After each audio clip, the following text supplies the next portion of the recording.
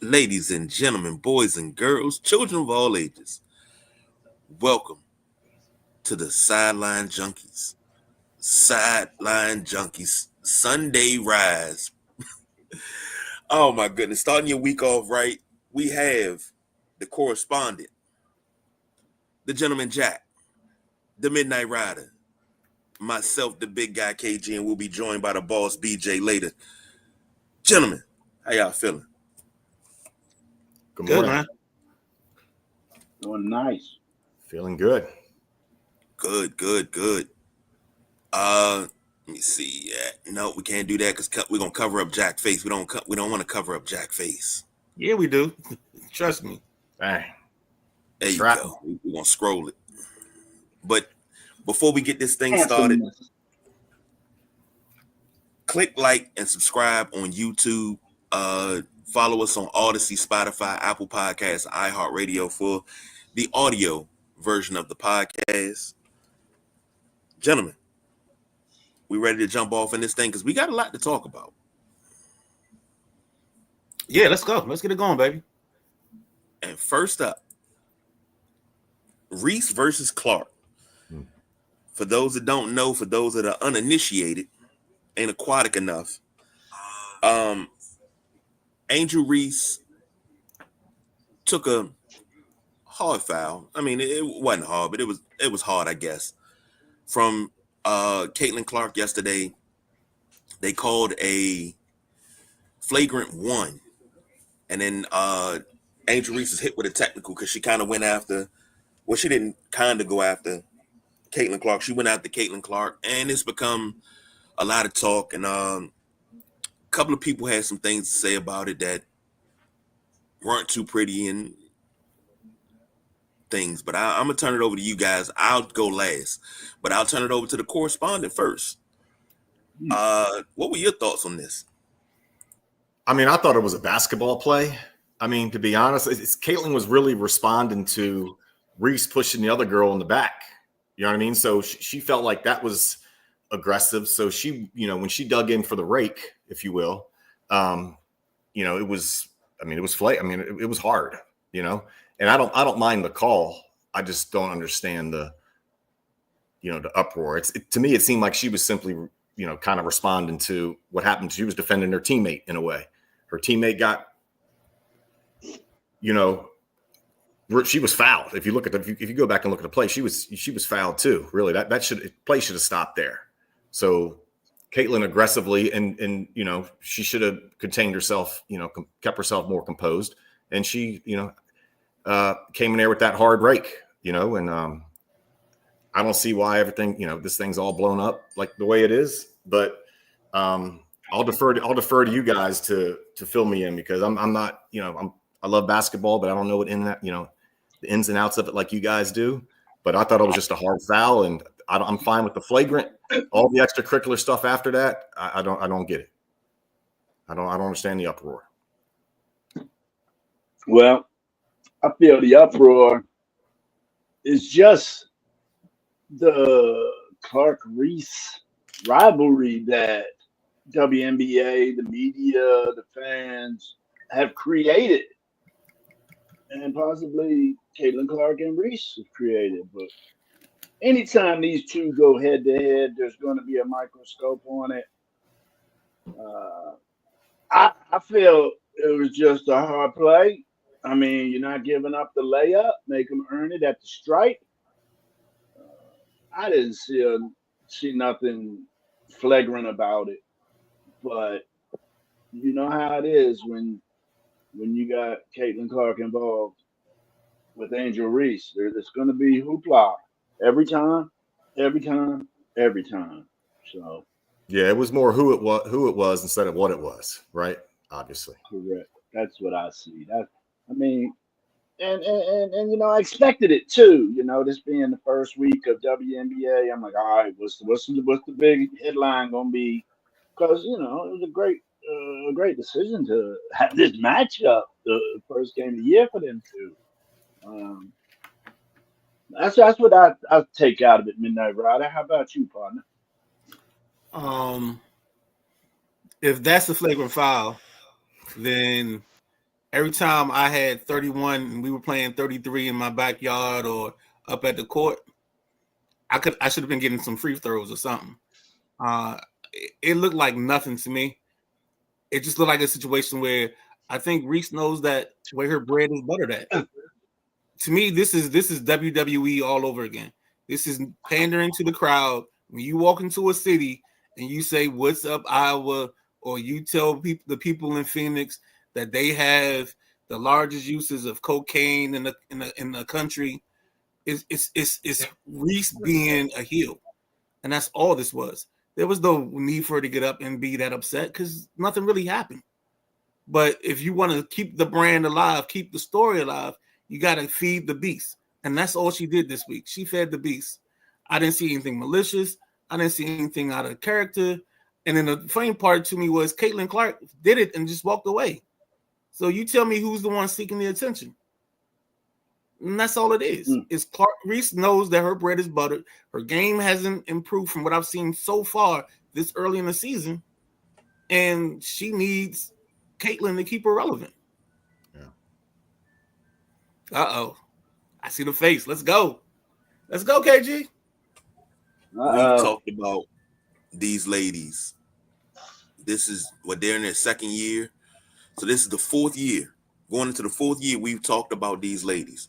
We talked about them during the tournament because everybody got in the uproar when Angel Reese did the "You Can't See Me" to Caitlin Clark, and when she told her it's all about the ring. Yeah, everybody got in the uproar, but nobody had nothing to say when Caitlin Clark did the same thing against South Carolina. "You can't see me." She waved the girl off because she couldn't shoot threes. Nobody had nothing to say. In my personal, honest, humble opinion, either you're going to talk about both the same and you're going to give both the same treatment and the same I guess the word would be vitriol that I'm looking for. I think I have to look up my SAT words because Midnight Rider gave us a list. But if you're gonna give them the same heat, cool. But if you're gonna give one heat and not the other, then don't. I'm just so tired of this becoming a race issue instead of a basketball issue.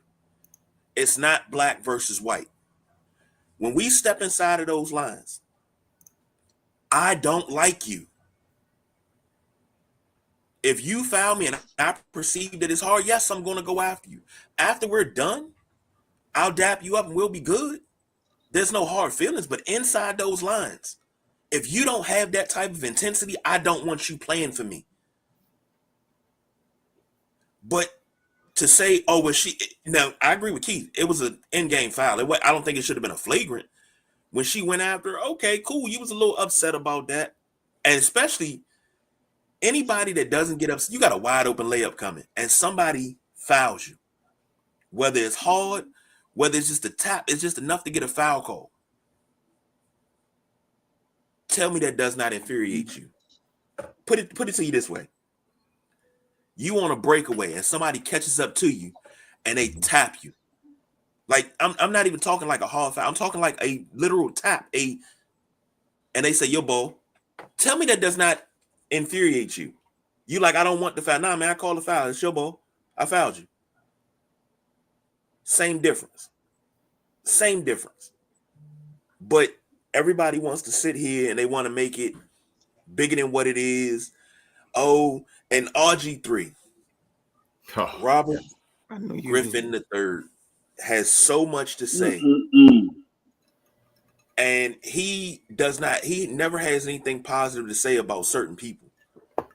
And I told my wife, I said, I got to get my son to get me another picture because I have a picture of RG3 hanging in my hallway because my son gave it to me. And I cherish it because he gave it to me. And it's just like, yeah, that guy right there that's in that picture, he doesn't exist anymore. I don't know who this guy is because he comes up with these wild takes and controversy creates cash. I get that. But the things that he said yesterday, you had people that don't normally go at people. Torrey Smith, former Baltimore Raven, he came at RG3 and told him he was out of pocket with his take. And he don't normally go at people like that. And it's just like, man, Come on, let them play ball. Let them play ball. But something that's underlying, that's not being addressed, is the Caitlin Clark fan base. Part of her fan base is very mean and hateful. And they don't hate Angel Reese because of her basketball skill. They don't hate her because of any rivalry. They hate her because of the color of her skin. I seen a post on X yesterday. It was like, oh, wow, Caitlin Clark was in the lab. Angel Reese was doing podcasts in the off season. Okay, you do realize WNBA players don't make a whole bunch of money. So if you don't have a whole bunch of endorsements, you do what you got to do to make money. If it's podcasting, go podcast. You don't know what she was doing, because actuality, I forget who she was working with, but she worked with an NBA star most of the offseason. So don't say she wasn't in the lab. Caitlin Clark did the same thing. She had commercials and she did shows and stuff. Same thing. I just don't like how they're doing the same thing, but one side's wrong, the other side, oh, this is good. Stop trying to pit these women against each other to the point that it could potentially be a powder keg and your fake race war. Please stop. Go ahead, Midnight Rider. No, I just wanted to put this up because you were right there, and you were dancing in the pale moonlight with the devil. So you might as well go ahead and talk about it. Maddie Ice says, "Does the WNBA want this to be a rivalry or need it to be a rivalry?" I think that's a very important question. If you remember, I said this right here. I said this when they were in college. I said Angel Reese, Caitlin Clark.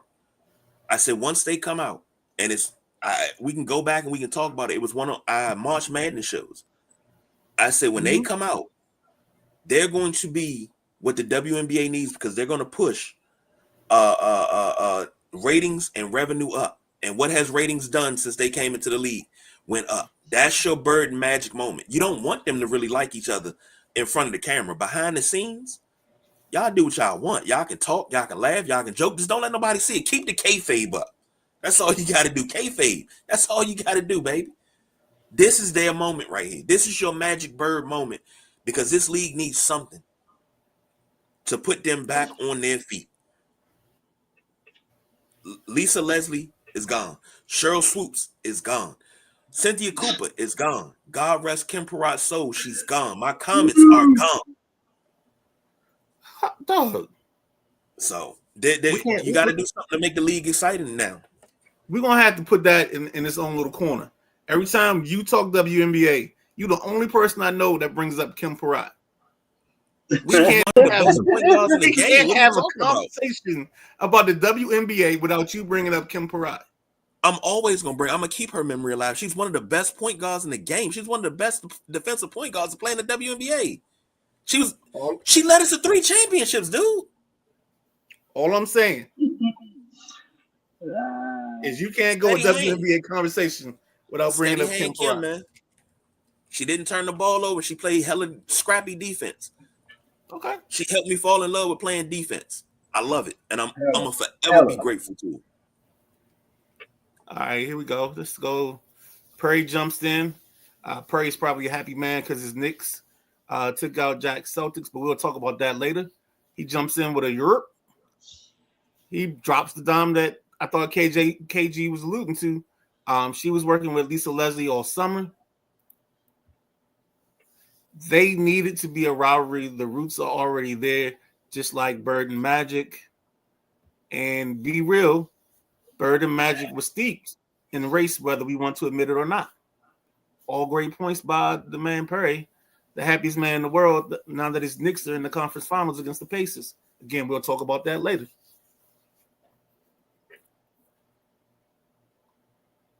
Oh, and then Perry gives you your flowers there. Rest in peace. Kim Perrott was great. I'm not saying she wasn't great, Perry, but she's not the person that every time you have a conversation, you drop her name. That's like me sitting up here dropping Joe Barry Carroll. Nah, that's disrespectful if I call Joe Barry Carroll. It's like me saying, Like George Gervin. Every time we talk NBA, I gotta bring up George Gervin. You know what I'm saying? It's just craziness, dog. It's just not people you normally bring up. That's all. She like the Randy Jackson of WNBA superstars. That's how I put it. What conversation are you having that you don't bring up George Gervin when you talking NBA? When you talk NBA greats, you don't bring up the Iceman. What conversation? Who are you having? You need to find better friends. Time out. Every conversation I have about the NBA, I'm not bringing up George Gervin. He's like the 12th or 13th guy I get to. I'm talking Magic. I'm talking Kobe. I'm talking Jordan. I'm talking Dr. J. So you're not talking George Gervin. George Gervin lives in the peripheral. You're not. He lives in the margin. So when you talk scores, you don't talk George Gervin, David Thompson, Dominique Wilkins. You don't talk scores. But we weren't being that specific, KG. I mean, when you talking about WNBA people, you were just talking WNBA people, and then somehow you skipped over like Cynthia Cooper, Cheryl. I said Cynthia Cooper. I said Cheryl Swoops. He said both of them. He did. Correspondent. Of course he did. Hey, I'm just regurgitating what the man said. Yeah, but we used to that. Nah, I'm just messing with him, man. Wait. Don't worry about it. I'm gonna get you a Kim Perrott jersey. Send it to you just for you. Finger roll. I don't wear nobody's name on my back but mine. Oh, it's a number 10 jersey too. I'm my favorite player.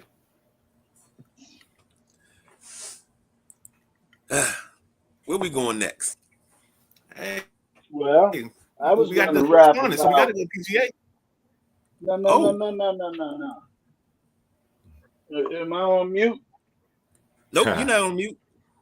Never on mute. Didn't think so. You're on the air, Zach. You're on the air. Didn't think I was on mute, but sometimes Minnesota treats me like I'm on mute. We also have some nice games to tip off the WNBA season. Friday night, man, Alicia Collier just blew up 34 points, and her running mate Williams, she had 25 to beat Paige Buchers in her debut. Paige Buchers' WNBA debut, she threw up 10.7 rebounds, 2 assists. I thought she looked crisp. She looked comfortable out there. I think she'll get even more comfortable as the season goes. I'm looking forward to her really helping this Wings team out. And then on Saturday, Asia Wilson came out and did what she finished off doing last year, man. She had a complete game. 31 points, 11 rebounds. In the loss, though, they lost to Breanna Stewart, who came through and put up 25 and 8 in her WNBA first game of the year. There were some big games played. The Fever did well with Boston and Clark teaming up. They're going to be a hell of a tandem to deal with now that they're used to playing with each other. I look forward to seeing Clark feeding Boston down low like she at the buffet, dude. It's going to be fun to watch the Fever now that Clark has eased her way into her sophomore season. The Sparks, Plum, 37 points in her WNBA 2025 debut. Tiffany Hayes came through with 19 and 9. The Mystics, the Washington Mystics, put up some offense. Their game was Friday. Mystics threw 5 players in double figures scoring. That was great. Even though they lost one of their top picks to a season-ending injury, I still look for the Mystics to improve on last year's win total. So I just wanted to state a few things of some big games I've seen in the WNBA this weekend for their kickoff to the 2025 season. That's all I had, fellas. So Jack, you don't see the Mystics being a bottom dweller this year? You think they could, be a fringe playoff team this season? Yeah. Okay. Yeah, I do. I'm glad to hear you say that. I mean, if you get 3 picks in the top 7, your team should greatly improve. But, this is the first time I followed a WNBA draft. So I'm really looking forward to see how my thoughts are on where certain teams got in the WNBA draft. And I think the Wizards hit a home run. I mean, like I said, you get 3 draft picks in the top 10, you should at least get 2 studs, in my opinion.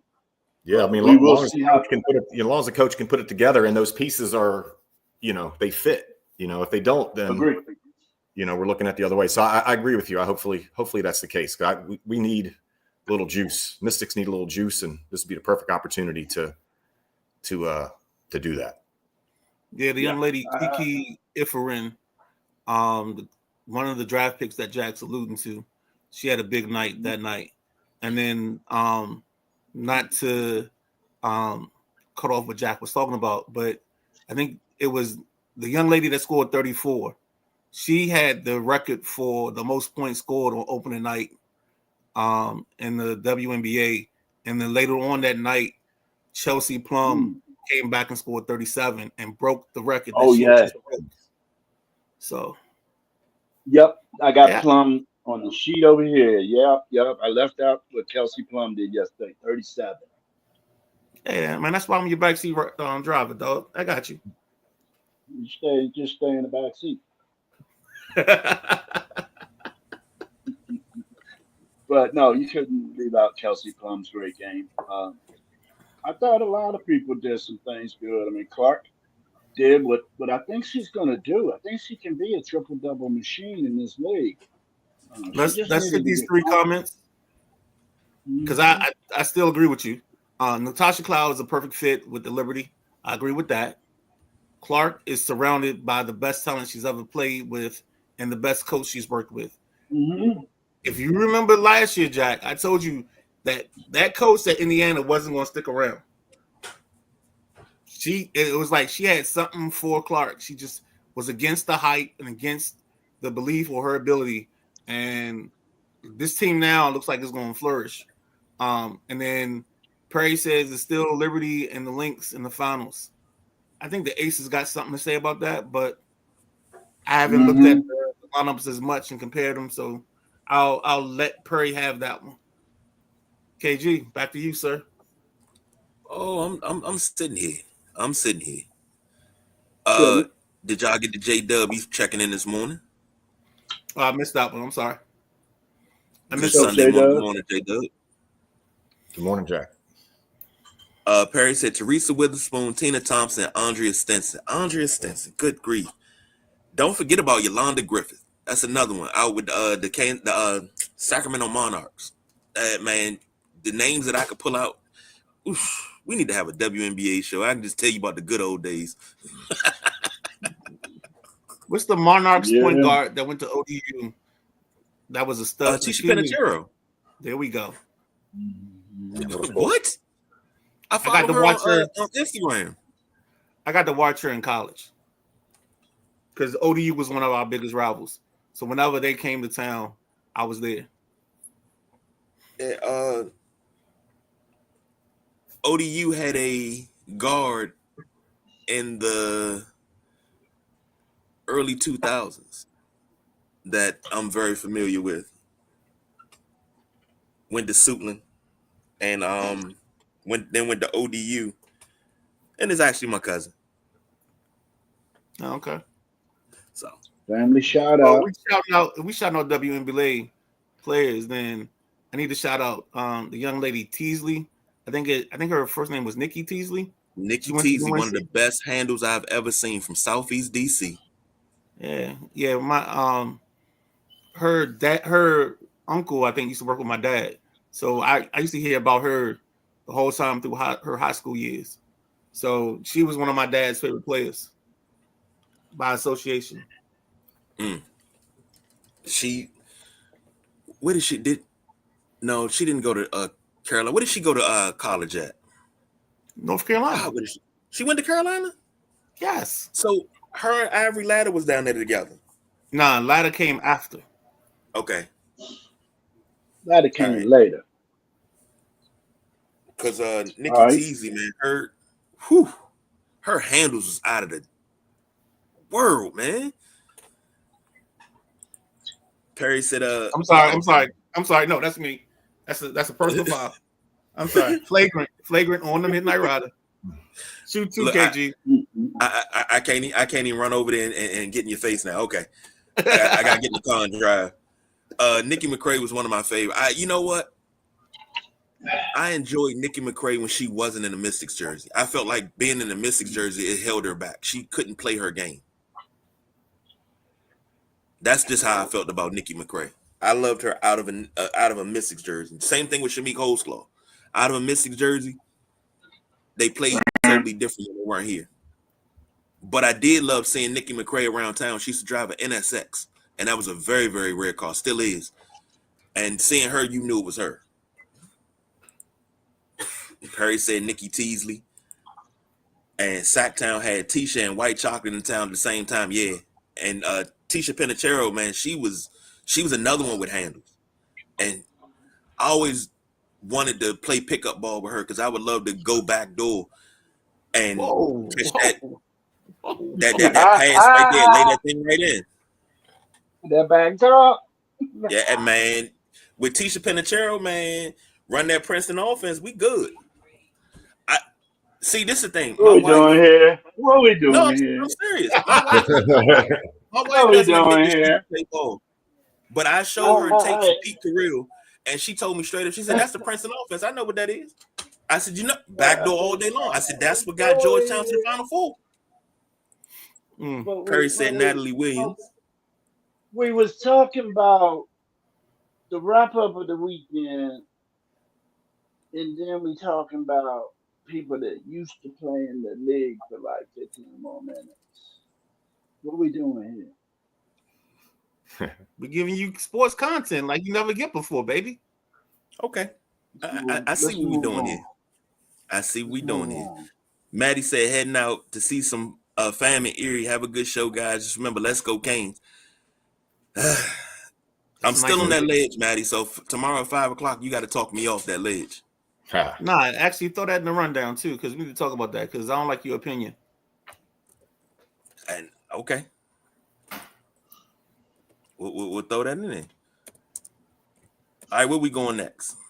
We got the correspondence, so we gotta let them get out. So let's let them talk PGA. All right, and then all right, let's do that. And boom, I got your own background there for the correspondent. Let's talk PGA. Let's go. All right, guys. So major championship golf this weekend, and most weekends we don't have this, but we actually on Tuesday news started breaking regarding tournament. Tournaments are Thursday to Sunday. Well, Tuesday we find out that my man Rory McIlroy, his driver, was randomly tested and failed to test. I didn't even know this stuff happened. His equipment failed. So his driver, I guess it's got so many thousands of shots hit off off the center of the club face that his driver it thinned the wall of the driver and it failed examination. So this tournament kind of got some juice earlier in the week with that because Rory was not too happy. He's got to put a different head on the club, and it's just not even though it's the exact same prototype, right? It's not the exact same, Right. So he's playing right now. He's not playing well. He made the cut barely. We can maybe talk about him a little bit later. And then on Wednesday night, the PGA Tour comes out. As you guys know, that area of the country, and same with us up here, they got 5 to 8 inches of rain the days leading up to the golf tournament. So the golf course was extremely, extremely wet.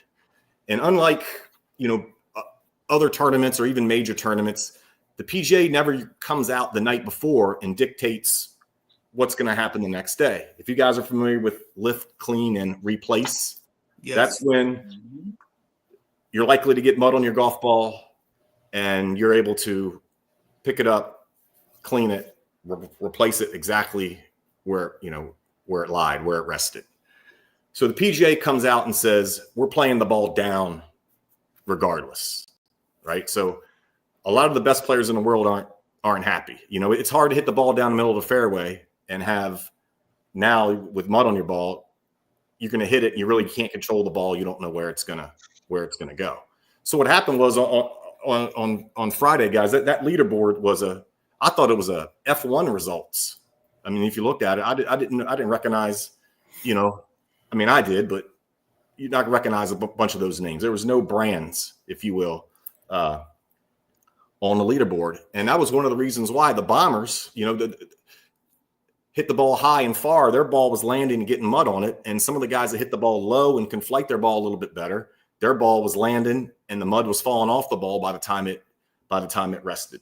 So the story about Thursday was really the big guns not playing well, with Scotty sort of lurking there a little bit, and a bunch of no names, striking while the iron was hot. Played some pretty good golf with Jonathan Vegas leading after day one. Friday, the conditions were breezy and a lot firmer. You started to see some of the top names in golf creep up the leaderboard a little bit, and then some of these guys that's not familiar territory for beginning to fall back. The late early draw, so the guys that played late Thursday and early Friday really won the battle of the weather situation as far as the draw was concerned. Jonathan Vegas was our leader after the second round. He really held on, played well Friday. Scheffler, like I said, he took one step closer Friday to just keeping himself in the mix. Guys like Patrick Cantlay, Justin Thomas, Jason Day, Ricky Fowler all missed the cut. Actually weren't really close. Liv continues to be a problem other than Bryson in a trickle, maybe Rahm this particular week. But I mean, we could start to say goodbye to Cam Smith, Patrick Reed, DJ, Phil, Koepka. I mean, thanks for participating, thanks for showing up things, but you won't be long because you're not going to be qualified to play in these things, these major tournaments much longer. So yesterday, the story of Saturday, guys, was really the cream starts to rise to the top.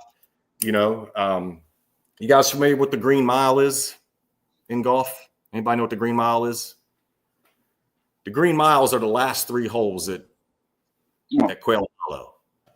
One of the holes is a par 3, and they total 1,600 yards in total. It's a brutal stretch. So to give you an example, if you shoot even par there, you're making ground on the field. But how Scotty flipped this golf tournament was he shot 2 under on the last 3 holes. Someone like Shambo shot 3 over. They were tied going into those last 3 holes, and he ended up with a 5-shot lead that quick. I mean, Scotty flipped this golf tournament on its head yesterday afternoon with those last 3 holes. So it's kind of like the par 5s at the Masters. If you can run those par 5s and play them under par, under par, you can make some room for yourself, make hay for yourself. Yeah, well, I mean, those holes you need the birdie to keep up, right? If you eagle those par 5s, then you can start to draw off. These holes, you're just trying to live. You're just trying to survive. Right. You're just trying to make par. I mean, that par 3 is 200. I think it's going to play 260 yards today. Yeah, it was 252 on Friday. Yeah, so it's a difficult hole, and a lot of guys leak oil, and they have. Those 3 holes are playing the 3 hardest. At least they were as of late Friday on the golf course. Jump in, Jack. I think Friday, Scheffler owned that Green Mile. He was throwing darts 13, 14, 15, 16. Am I correct? Yeah, but I mean, he owned it yesterday, Jack, because he shot 2 under, and was it yesterday? The only one that shot under par on those last 3 holes. Yeah, I think he's done well on it Friday and Saturday. Yeah, well, he's gotten better each day. I mean, he's got a 3-shot lead. Tees off at 240 today with Alex Noren, Swedish gentleman from Sweden. You have Riley and Poston at 7 under right behind them. And then John Rahm's is lurking at 6 under. So look, Scotty's not going to lose this thing. Somebody's going to have to come get him. It's highly unlikely, but I don't see Scotty Scheffler losing this golf tournament unless John Rahm or potentially a Siwoo Kim or Matt Fitzpatrick. Those are guys that have, major championship pedigree, but they're going to have to shoot lights out 62, 63, 64. Where's Kim at right now? Who? Kim. Siwoo Kim is 6 under. Yeah. What? Really? Yeah. I don't have him on my list. I don't know where he's Samuel at. Kim 6 under. I'm looking at it. Yeah. Looks Okay. like he's going to Tied go for off with fifth? Rahm. Yep. Okay. Tied for That's fifth with John Rahm and Jonathan Vegas. So he shot even Saturday. Okay. So yeah, I'm just trying to look at the drop. You know, the way the tide changed on Saturday for a lot of the top guys. Besides Scheffler, I mean Scheffler shot lights out -6. Norton +5, Poston +3, Riley +4, and Rahm +4. So the top of that leaderboard from Friday to Saturday took a tremendous change, man. Don't you agree? Oh yeah, for sure. Like I said, I mean, guys stepped back and were struggling, particularly with those last 3 holes, and Scotty took full advantage of them. He's essentially won the golf tournament yesterday on those 3 holes. So I'll be, shocked to see how he plays today. I think he's going to play, I think he'll take a whole lot of risks, not hit driver when he doesn't have to, or put the ball in harm's way, But he's striking. I mean, he's a prototypical golfer aside from the swing. We've all seen the swing with the feet and the way they slide and all that, but his mental capacity, how much he can take on, how much he can challenge himself, and he's a competitive badass. He just is. He wants to win more than he wants the money or the prestige. He just wants to win. And I respect the hell out of that. So yeah, man, excited for this final round here. We'll see how it goes. I'll be rooting for Denny McCarthy, the local product. He's 3 under. Good by him. He's gonna start to qualify for some of these tournaments coming up, and this is a fun thing to see. I'm looking forward to later this season. This guy's gonna win a golf tournament. I mean, he's choked 2 off. He should have won 2 already. Choked 2 of them off, but we'll see. The wind's going to blow a little bit. The course is firmer. Obviously, it hasn't rained since Friday there. So, hope to see some low rounds and some exciting golf, and we'll see if Scotty can close the deal here. I'd love to see my guy Tony Finau make a move. He's -5, I think. That's a tough hole, but he can get a low round. He can make some noise. Yeah, Tony Finau is those guys yeah. I think he's one of those guys that's he's right there. He just hasn't won that tournament to get him that confidence to get him over. Yeah. So it looks like he's going to go out with Keegan Bradley today. Yep. What do you think about some of the guys that missed the cut? You had Straka, you had Ricky Fowler, Koepka, Mickelson, Jason Day, Cantlay. What do you think about some of that? I mean, first of all, Brooks Koepka. What brought him down? Well, Brooks can't flight his ball. Okay, so when the ball's wet and there's wind and the greens are firm, you have to be able to flight your golf ball. He's super accurate, but he hits he hits a traditional straight ball, but he just can't. When the wind gets a golf ball, these guys' golf ball, it does things to it that we don't notice it with our golf ball, but it takes the spin. Mm-hmm. He's not hitting the ball in the fairway, Jack. I mean, you're not going to win. They haven't cut the rough there because it's rained every day, and some of the lies have been better. I'm like, man, that lie's not terrible for where he, for being in the rough, but so there's some bird's nests out there. And if you can't keep your ball in the fairway, in my opinion, Brooks hits it plenty far enough. He should be hitting 3-wood off of more tees, Jack, than drivers. Okay. He's just not hitting it straight enough. Period. The end. Okay. Sounds like the story of my life. Mine too. I enjoy watching him play. And then there's a couple more of the big time guys that are way down the cut list. Justin Thomas, Dustin Johnson, Jordan Spieth, Patrick Reed. Yep. One of my favorite golfers. I love Gary Woodland. He's just a great guy. And then Jay Rose, Cam Smith, and SJM. I mean, you got strong ball strikers like Dustin Johnson and Justin Thomas. What was their downfall, you think, this weekend? Well, you guys know Joe Witt, the defensive coordinator for the Commanders, when he says we ain't for everybody, you know? Yeah. We ain't for everybody. This golf course ain't for everybody. Okay. That's really the teeth of this golf course.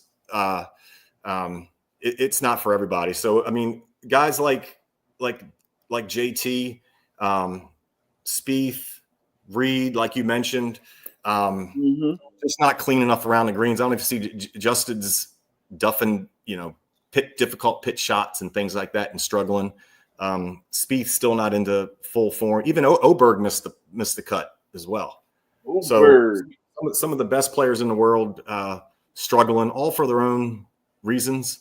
Honestly, Koepka can't hit the ball in the fairway. JT can't make a putt and is not in form around the greens. Jordan Spieth, I continue to think, his just mental acumen is, I don't know if it's focus or, what's something happening outside of golf, but he just can't seem to keep it together.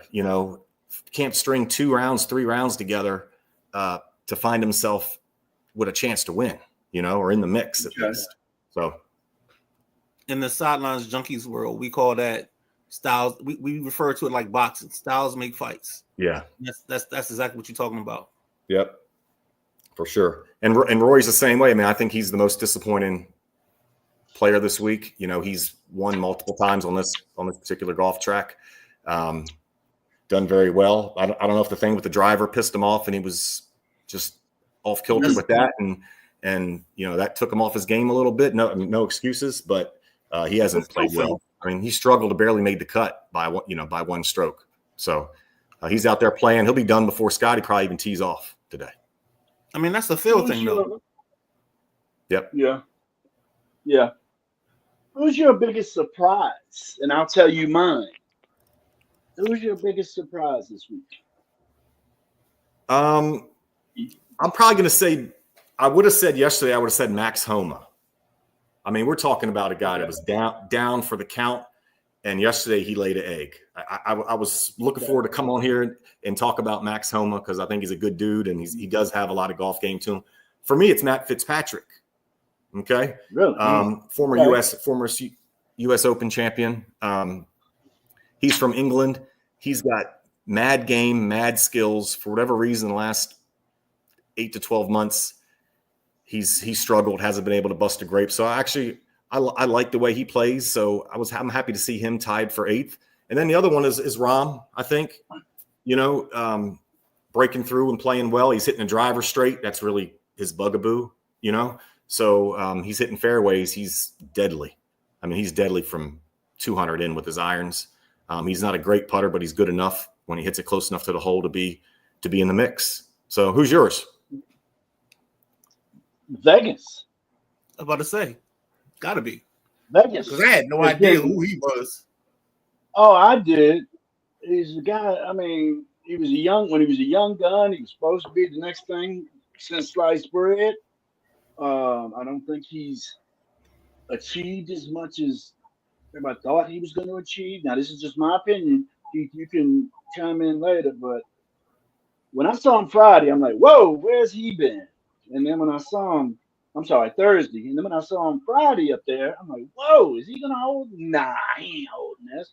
But he didn't drop that far. I mean, that surprised me. And this Poston and Noren, I don't even know who the hell they are. Yeah, these are journeyman golfers. Vegas is one of them. You're right. Vegas was a touted young talent. He's won 2 or 3 tournaments in his career. I wasn't like earthly shocked that he was up there. I was kind of rooting for him to be able to stay up there, but I think he'll fall back a little bit today. But okay, but for his sake, hopefully not. But yeah, I like the Finau pick. I like to watch him. He's just got a very unique golf swing. So those guys I'll be keen to. And I'm into the pairing sometimes. I like to see sometimes when you're paired with a certain person on the final day, you can really go one way or another. If there's juice within the group and guys got a little bounce to them, you can see some momentum created. And then all these guys are like, look, I got to go out and shoot 62, 63. and they're all going to throw at it. You know, a couple of them are going to shoot low numbers, and some guys are going to blow up. But Scotty's not backing up. You know, you're going to have to go get him. Scotty's got this. I think Scotty's got this, in my opinion. I mean, it's by far his tournament. It's his tournament to lose. So. Correct. Yep. Someone else will have to win it. He's not going to lose it, in my opinion. True that. No, not as smart as he's been playing all week, because Thursday wasn't the nicest day to him, but he did enough to stay above water. And then same thing on Friday before that late back round. But he just did enough to stay up. Didn't get them big numbers, you know. He played smart golf to keep himself within striking distance, is what I saw. Yeah, to tie back to the WNBA putting, you know, Reese and Clark together. I don't know if you noticed, but on Friday they had the PGA put the number 1, number 2, and number 3 player of the world all in the same group. So that was fun to follow. Yep. So every once in a while they'll give us those sorts of treats, if you will. So it's good. You can watch all 3 guys at the same time and then see how they, you know, play off of each other. So good thing. Yeah, I mean, I think it's going to be sort of anticlimactic this afternoon. I want to see some guys shoot some low. I'm going to see who wants to go for it here.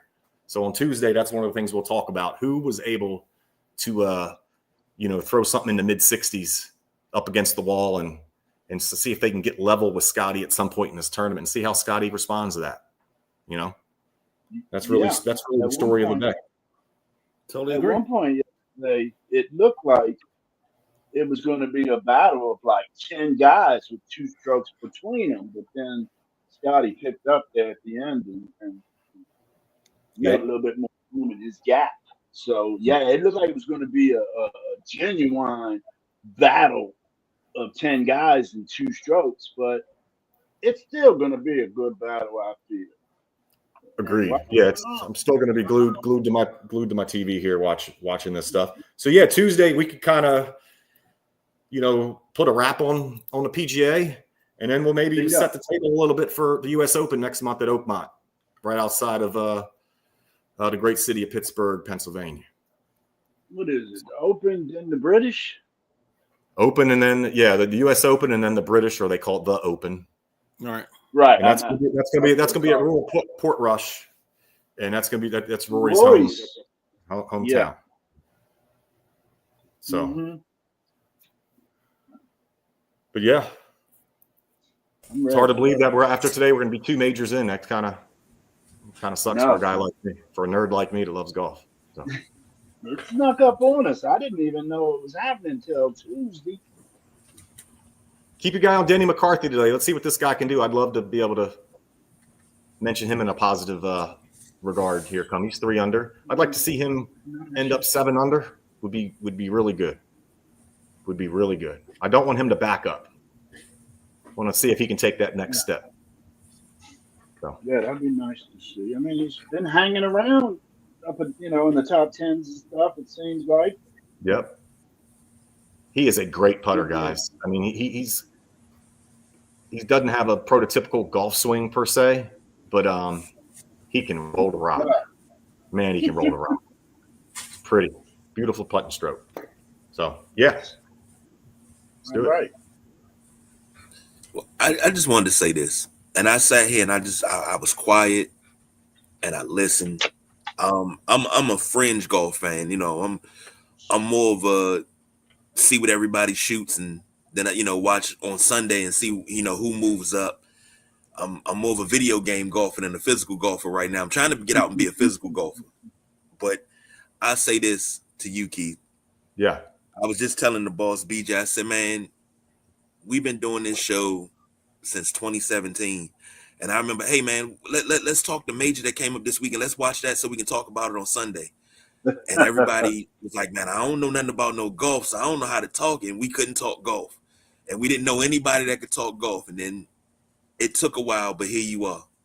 And I just want to give you your flowers, man, and just tell you, like, you don't understand how refreshing and how much it means to me personally to sit here and listen to you break it down like that so I can understand it and I can think about it and I can say, okay, I know what I'm looking for. And I say the same thing with Matty Ice, with hockey. Jack and the Midnight Rider with baseball. These are things that Yeah. we were kind of fringe on. We knew about, but we didn't know everything about. And to have you here to break that down like that, it means a lot. And I just wanted to tell you personally, thank you. No, I love doing it. You know, I love sharing what I know about the game and my takes, my hot takes on the game of golf. So as long as you guys will keep having me, I'd love to participate. That's for sure.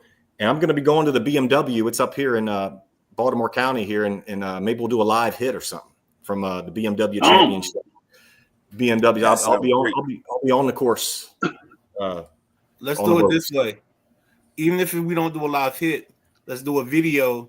Depending on the number of days you go, you just do a video and send it to us, and then we'll post it either on the TikTok, depending on how long it is, and we'll make it work from there, man. Okay.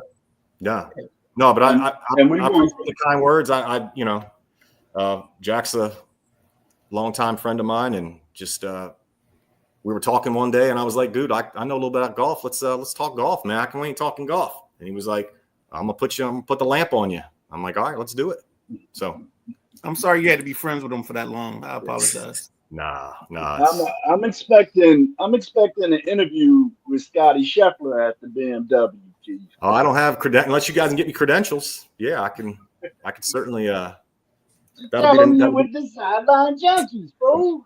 I will. Keith, don't joke about this. That's literally on the bucket list. Okay. I want us to get credentials so we can sit somewhere like at Commander's training camp.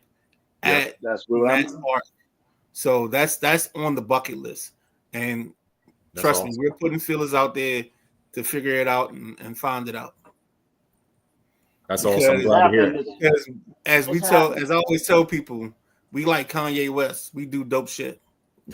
I like that. And I'll tell you this.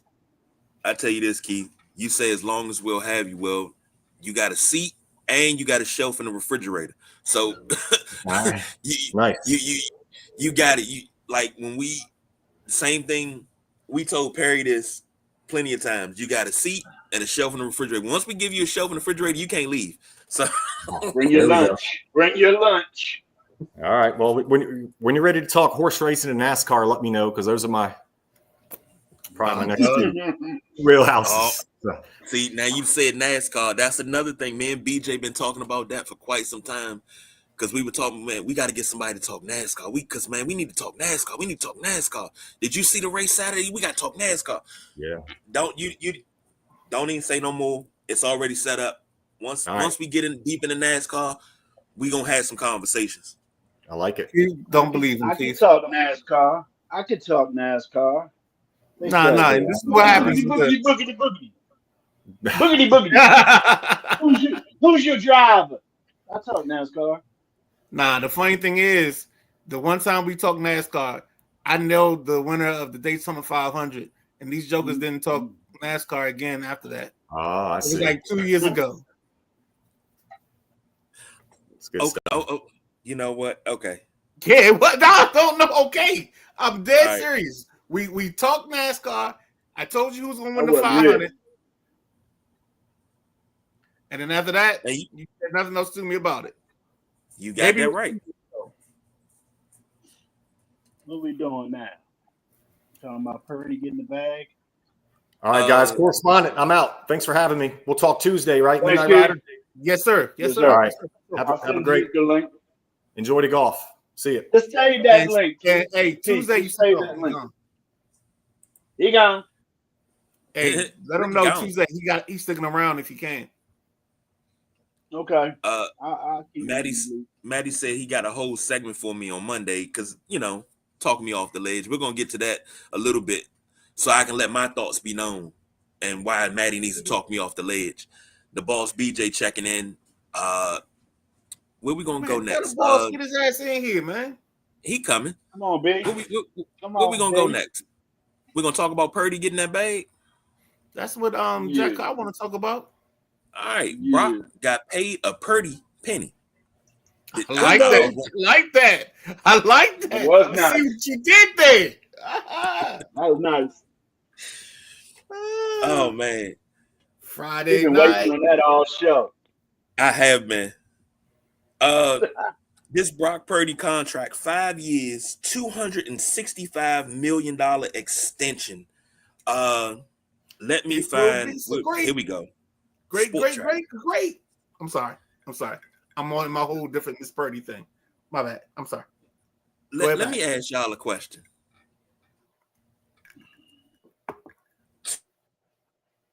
$200.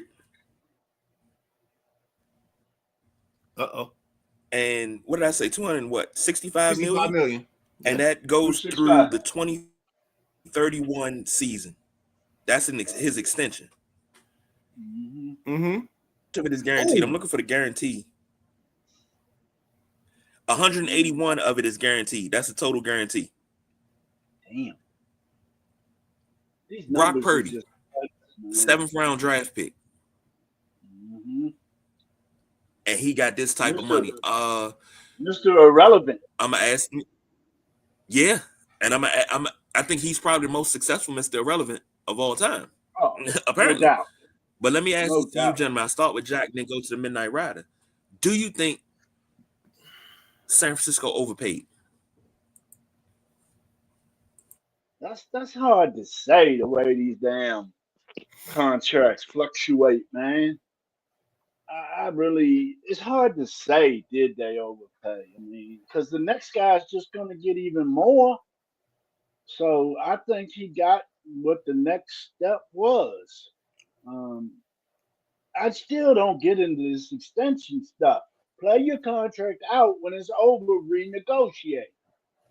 That's These dumb. cats got they got 1 and 2 years left on contracts, and they cry they want more money, or they gonna sit out and all this bullshit.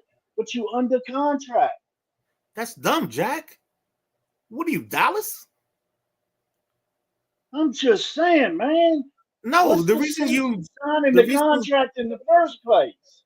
I understand what you're saying, but let's think about what you're saying as you're saying this. If you extend a guy with 2 years left or a year left, you're buying him at a cheaper rate than when all the other contracts come through. So, like, Dallas could have had Dak. If they extended Dak 2 years before they extended him, they'd have had him at a smaller number. But now they're paying top of the money or top of the list money for him. That's why you do this earlier than later. That's why you don't wait for the contract to go out. And that's why Dallas has had to pay everybody on their team the top of the money thing. They did it with CD. They're going to do it with Micah because now Micah's money has got to be 42 because of the Myles Garrett contract. This is why you take extensions earlier. It's the same thing that hurt the Commanders with Kirk. But go ahead. I'll let you finish. I'm sorry. I don't like it. I finished. If you got a contract for 3 years, play for 3 years. They play 1 year on a 3 year and want to renegotiate. I don't like it. It's bullshit. Well, he was in his year 4, so he's not doing what you're talking about. He's year 4 of his rookie deal. So now you extend him now so he doesn't become a free agent, and you don't wait with quarterbacks because the quarterback money goes crazy, and they didn't even pay him top of the line quarterback money. They got him somewhere around 8 or 9 in quarterback money. As he should. He's not a top 5 quarterback. Right. But you're saying wait till the contract's up. When the contract's up and there's I didn't know it was the year it was up. I didn't know that. I thought he still had 2-3 on his current deal. And a lot of guys do that with multiple years remaining. They don't just do it their last year. Right, but when you're doing it more than one, don't he? When you do it with more than 1 year left, it means your guarantees are gone. So you're not playing with any guaranteed money. So that's when guys will try to renegotiate their contracts. So like a guy like Trent Williams right now is probably going to play on a contract with no guarantees beyond this year, and he's going to try to figure that out. Okay, thank you for breaking it down. You're my numbers guy, but I still don't like it. You got to do it. It's It's the biggest thing that killed the Kirk Cousins thing, because if they had let McLaurin do his job, they'd have gotten Kirk at 12. But instead, they decided to wait. Excuse me, I'm sorry. But by waiting, then they guaranteed Roberts' 5th year. And this is where Commanders fans had like this great oblivion and didn't understand contracts. Like they wanted to pay Kirk 12 or 13, but the problem was you guaranteed Robert Griffin's 5th year. So that means your quarterback is getting paid $16 million. So for Kirk, his starting point is $16 million or more because he's the starter and Robert's the backup. And he's the backup that you don't even want to play. So, like, this is where the numbers game comes into play. And I think the 49ers were smart and not putting Brock Purdy at the top of the line or at the front of the line with this contract. This contract came in right about where he deserved to be, 10 or 11. Decent money, but not change the landscape of the quarterback picture money. I'll say this. Looking at Purdy's career so far, he's only had one losing season, which was last season. But he battled injuries. He was 6-9 last season, 12-4, 23, 5-0, and 22. He got 9,000 yards, 9,518 yards so far in his career. 64 touchdowns, 27 interceptions, a 104.9 passer rating. And he's 4-2 in the playoffs. Mm-hmm. I think with this amount, and we're at the point now where contracts are going to explode and they're going to look Madden-esque, if you will. They're going to look like the contracts you used to give out on Madden when you turned off the salary cap, but times have changed. Yeah. But I think this is on par for Purdy. But I think it'll be a better contract for him than that contract Dallas gave Dak. Mm-hmm. I think they'll get more. San Francisco will get more out of this contract and more out of Purdy than Dallas gets out of Dak. What do you mean? Explain that. Know, I'm sorry, Jack. Because no, it's okay. I say that because Dallas gave Dak that money. They never put anything around him. San Francisco will build more around Purdy over the long term. Dallas, when is the last time Dallas had a running back? Dallas is known for running backs, from Emmitt Smith to Herschel Walker to Dwayne Thomas to Tony Dorsett. Whoa. What we doing here? You know what we doing? Herschel Walker? Herschel Walker was a Dallas running back. Okay. He was a 1,000-yard runner. All right, Troy Hambrick. Okay. All right, man. But Dallas is known for having running backs. They haven't had a running back in a few years. They haven't given too many compliments to Dak to, be able for him to be successful. San Francisco, on the other hand, is going to build. With John Lynch in the front office, he has a habit of building. San Francisco is going to wind up way better as a team with this deal being done. That's just my opinion. No, I'm messing with you, dog. But no, go ahead, Jack. I'm sorry. Since Purdy has become a starter, all his major numbers are top 5 numbers. I'm not saying he's a top 5 quarterback, but he has produced, and it's amazing. I think if Purdy can get a ship or two, then people will stop talking about, I guess not. Tom Brady's still the greatest 6th-round pick ever. But it's just like the idea, this guy's not a 6th-round pick. This guy's not only a 7th-round pick, but he's the last pick.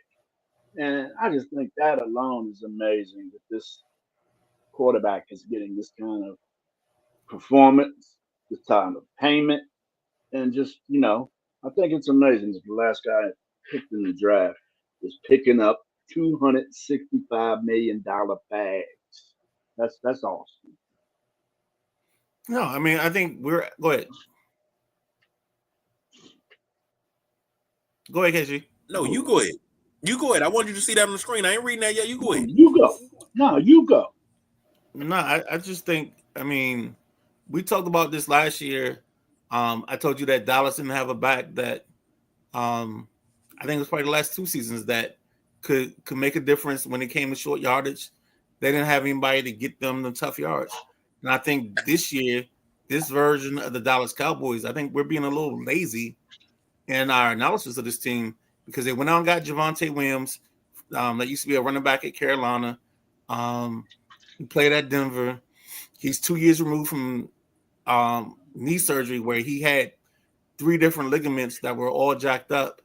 I think this is the year for this kid to actually kind of get back to what he was on this platform.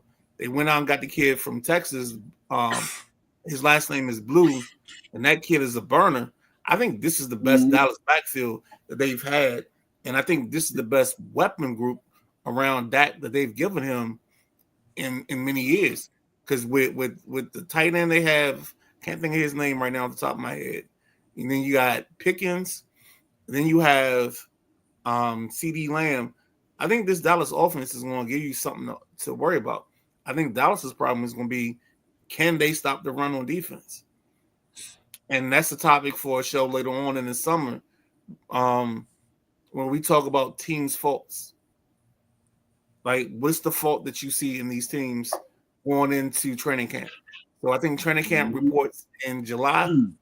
So maybe somewhere in the middle of July, we have a show, and we talk about, or we have a segment where we talk about the perceived weakness of teams in the NFL and go from there.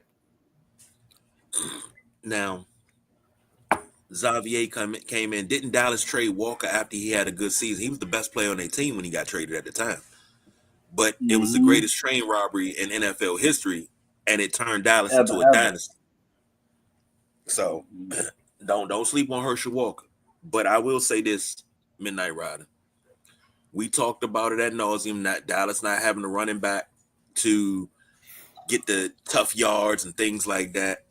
Yeah, they got Pickens. Yeah, they got what's old boy name? Pickens and CD.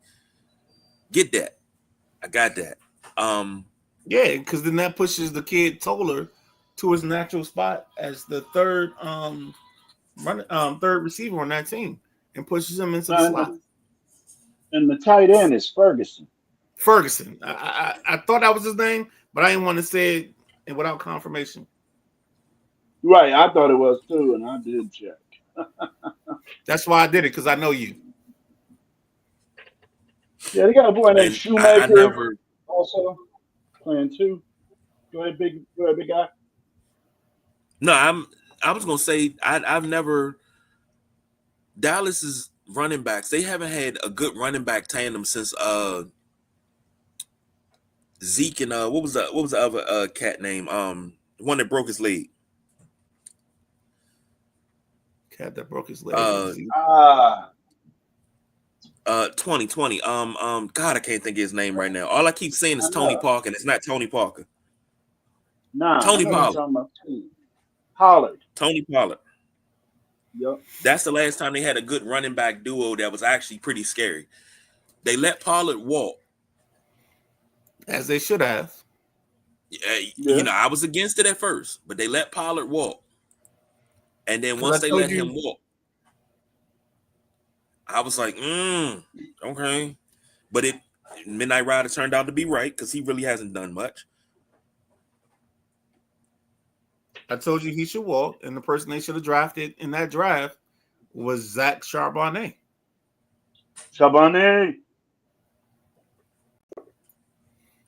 And they didn't draft him, and he ended up in Seattle, and now he's killing it because he was the back they needed. He was the war daddy, but now they got a war daddy in Javonte, hopefully, depending on how his knees are. And if he can give them anything positive, the addition of Blue from Texas makes this team a whole different type of dangerous that you haven't seen from Dallas in a long time. And again, it comes back to Dallas's run defense. Oh, I didn't notice we changed the backgrounds. Hold on. But yeah, if we talk about their run defense, that's going to be their killer. It's going to be their Achilles heel or the thing that makes them stride and get better. So, all right, I feel better now. All right, where we going next? I don't even know what's next on the matters. I'm sorry. I'm only in comments. We can say the NBA for last. Nasim Nunez. Baseball. Yeah. Let's All right. go. Take it away. So I mean, I think this is a little self-indulgence by me. But the reason I want to talk about this topic is because Nasim Nunez is probably the best defensive player that the Nationals have on their ball club. And if CJ Abrams wasn't playing shortstop, you'd have an all-star shortstop. Well, you have one in CJ Abrams, but you have an all-star defensive shortstop in Nasim Nunez. The kid's a way better defensive player than Abrams is. But because Abrams is there, you have to fit this kid in where he can get in. And a couple of nights ago, they ended up having him at second base. And then to end the game, they had him in center field. All I'm going to say is this kid has to play.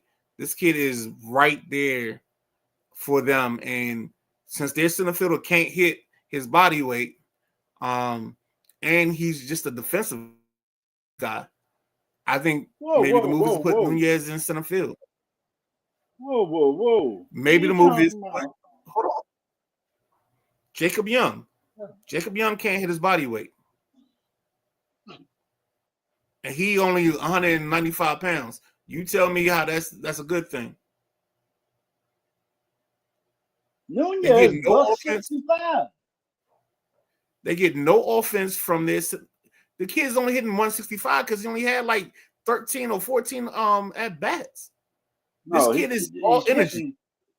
He's hitting 182. I said he only weighs 165. He a tiny dude. Okay. 5'8", 165 is a very, very small major league ball player. I'm telling you, Nunez is the player, or for me, and I could be wrong. And I will walk out on my plank anytime, any place, anywhere. But I believe this kid is the person they need in this lineup because they don't have an energizer. Dylan Cruz isn't hitting the baseball like he's supposed to. So you need somebody to come in, be instant energy. And if this kid can get on base, like the other night he hit a ground ball to like the 5-6 hole. And Jack, you know what I'm talking about. And he ran it out. And I just think they need somebody that can just bring some electricity to this lineup to get the Nats over that next step because they're struggling. And Josh Bell ain't giving them nothing. And Lowe is giving them RBI. Wood is playing good. Abrams is playing good. But everybody else is just kind of out there. And I just think this kid, if you give him the opportunity and the at-bats, he can make a difference and he can be the Energizer Bunny to start this offense up and give them a joke. And then I ain't talking about an all-season joke, but I'm saying right now to get them back on the right path. Go ahead. I don't see it. The boy ain't had a hit in 2 weeks. And talking about it, before that, he ain't had a hit in 2 weeks. He hadn't been up in 2 weeks. And at bats, I see enough. He's got 29 at bats. 20. All right. Go ahead. Look, man. He didn't play on the 24th. He played on the 23rd. He played on the 22nd. He played on the 20th. He played on the 20th. He played on the 19th. I mean, he's playing, dog. He ain't doing nothing that I see, Okay. and I don't You'll think he's just big be enough. like always. You'll be on the wrong side of this conversation. No, I won't. No, I won't. No, I You've been on won't. the wrong side of our You conversation a won't. lot this year, Jack. You better stick You're on the back to wrong side. Mr. Woods if you want to talk about players, man. Nunez ain't shit. Okay. We'll That's the pay kid they attention to got to get this in the lineup. as the year goes. The long season. I think we'll I'm see his not ass back in comparing the him to lineup Woods. I'm telling you as right soon as now, they need Abrams a gets spark. back. Listen to what I'm saying. I They heard what need you're a saying. spark. They need a spark. And it doesn't mean Yeah, this kid's going to be here for the whole season. They need this kid to get them going right now. And maybe he flames out and it doesn't work out the whole season, but they need this kid's energy because they don't have anybody with this kind of energy. Because CJ Abrams, unfortunately for him, he's an all-star player, but he doesn't bring anything to their running game. Jacob Young doesn't bring anything to their running game right now because he can't even get on base. They need somebody to shake it up. And if he's not the guy, then he's not the guy. And I'll be wrong. And you know me, I'll sit here and say, you know what? I was wrong. I do it, and I've done it time and time again. I'm not scared to be wrong. He only got 2 stolen bases because he can't get on base. Okay. Got to get on base to steal bases. Orioles had a guy that was famous for that. What was that third baseman? Mateo? Fastest dude in the world. In the world, Craig. But he couldn't get on base. So you can be the fastest guy around and best shortstop, but you got to get on base. He's their best defensive player. It don't matter if he plays shortstop. He can play center field. He can play wherever. He can play right field. And you can put Dylan Cruz in center. It don't matter. I'll keep an eye on this guy. He'll give you the same thing you getting right now from Jacob Young. That's all I'm saying. There's no issue with the value on return because right now Jacob Young gives you nothing but a good center fielder.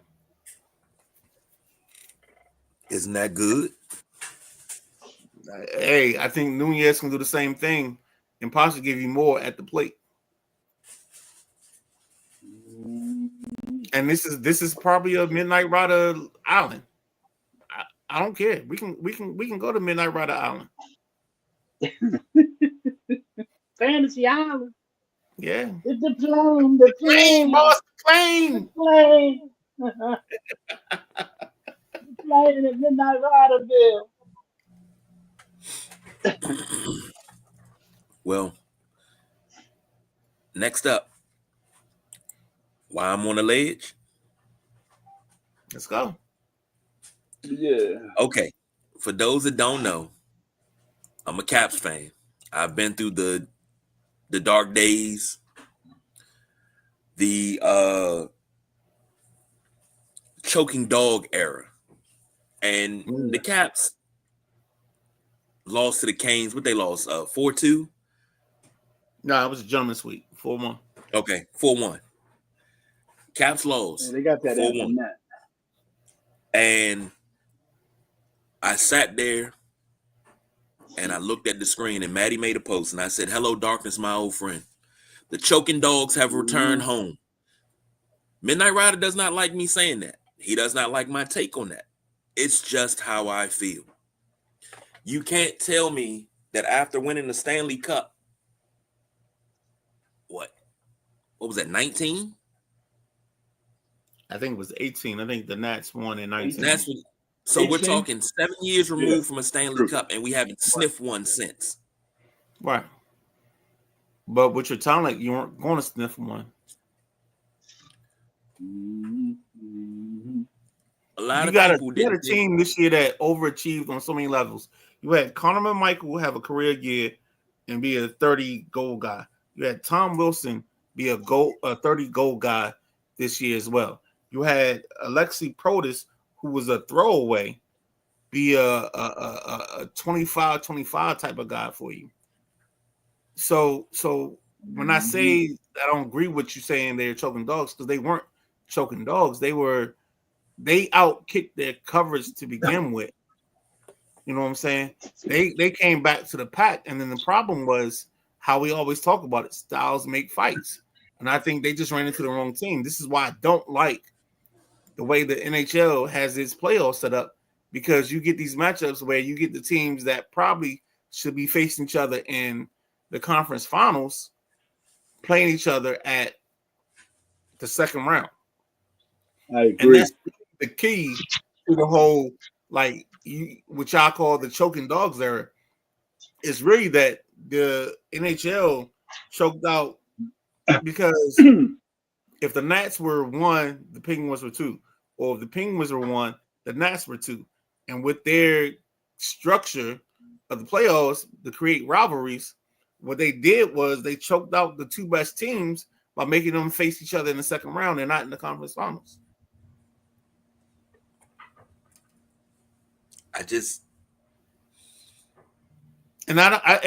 Choking dogs would be if the Caps were the team when we started this conversation about hockey, and you were like, "Oh, the Caps are the 1 seed, or they're the best team in the East."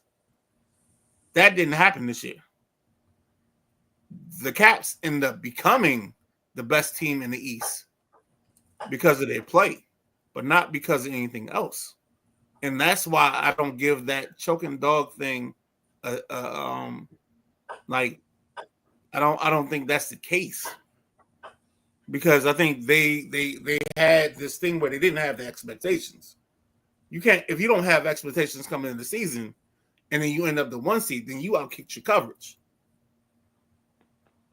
You know what I'm saying? Well, I'm in my feelings. That's why I say that.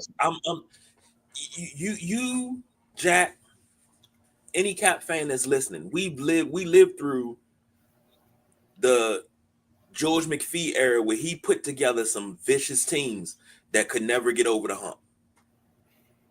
No, I totally get it, because I got posts in my Facebook memories right now about the choke. I call it Chovechkin and all that stuff. I get it, but I just don't think this is one of those scenarios. Being under Boudreaux and outscoring everybody, and then we get to the playoffs and not do anything. Being under Dale Hunter, thinking, hey, I know Hunter was a stopgap. I didn't think he was going to be long term. I thought him and Otzi was stopgaps anyway. But we played very well in them and couldn't do anything. Then we get Barry Trotz and everything's on point. We win the Stanley Cup. They don't re-sign Trotz. What are you doing? That's a personal opinion thing. They don't bring Trotz back because they think they can get better because the way the GM thinks and the way the assistant coach thinks is more intertwined than the way Barry Trotz thinks. And that's really all that conversation was. It's more, when we talk about styles make fights, that's what it is. It's so much. And then I feel like a little kid saying this. You get tired of fucking losing all the time.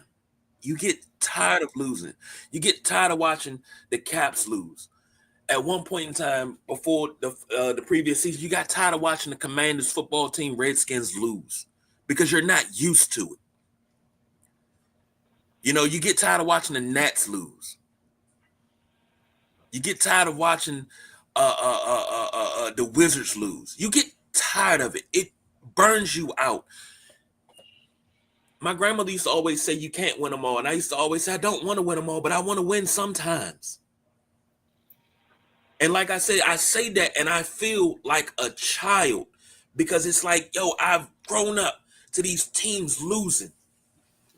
And every time they get good, it's like they never can build on the success. Can I ask you a question? You can ask anything you want. As a DC sports fan, how would you rate this year for the teams that have completed their seasons in terms of expectations, above expectations, below expectations? I think the Commanders were above expectation, way above, because they made the NFC Championship game. Mm-hmm. The Wiz Kids were about at expectation. I didn't expect them to do much of anything. I think, what did they win? 25 games? Yeah, you wanted them to win 30 or something like that. One of y'all wanted them to win that. I think they were at expectation. The Nats still deciding, but they don't look very strong this year. The Caps are below expectation, in my opinion. I mean, anything short of No. hold on. How? I'm gonna tell you how. Anything short of conference finals or Stanley Cup finals for the Caps is below expectation. This has been a good team. No. A really damn good team for over 20 years. And they can't get out of the second round most years. That's a problem for me. This team this year was not even expected to make the playoffs. So how do you can't make this? This is why I have the argument with you about the Chovechkin or choking dogs, is because this team wasn't even expected even to be in the playoffs. This group as a whole was not supposed to be here. Q Deborah Cox. They weren't supposed to be here. They weren't supposed to be in the second round of the playoffs. They weren't even supposed to make the playoffs if you looked at the preseason. Yeah. I didn't know that. Everything that I saw, it was the Caps were finishing. They had the Caps winning the division. Because the moves were so different, so different, and so outside of the ordinary. So nobody believed in what's his name, Luke the Pro or whatever his name is. People didn't believe in him. People didn't believe in Chi. Jacob, what is Jacob's last name? I can't think of his last name now. All of a sudden, they put risk on about 3 players that everybody else didn't believe in, and all 3 of those players actually played above their heads and above their ability. And just so y'all know, breaking or sports update, the DC Defenders are up. Oh no, there's a flag. Never mind. I'll hold that till later. But no, this team was not supposed to be a playoff team. This team was supposed to be like a 9 or 8 seed. And for them to be a 1 seed, they outkicked their coverage. That's why I wanted to go into this with you. I don't know, man. It's just I get it. It's just I that's just my feeling because I'm just tired of fucking losing. I get you. I'm tired of not. Now, don't get me wrong. That 18, 19, that run right there. You know, I was on DC Sports. I was on a high because I had a whole campaign. Let's rename it Title Town USA. We got 3 titles in town already. We about to get number 4. We had the Mystics, the Valor, and the Caps, and the Nats. We had 4 titles in town. 4 titles in town. And I was like, yo, we got to rename it Title Town USA. Let's go. It was Caps, then Nats. Yes. Caps, then Nats, then Mystics, then Valor. Hold on. I was like, let's do it.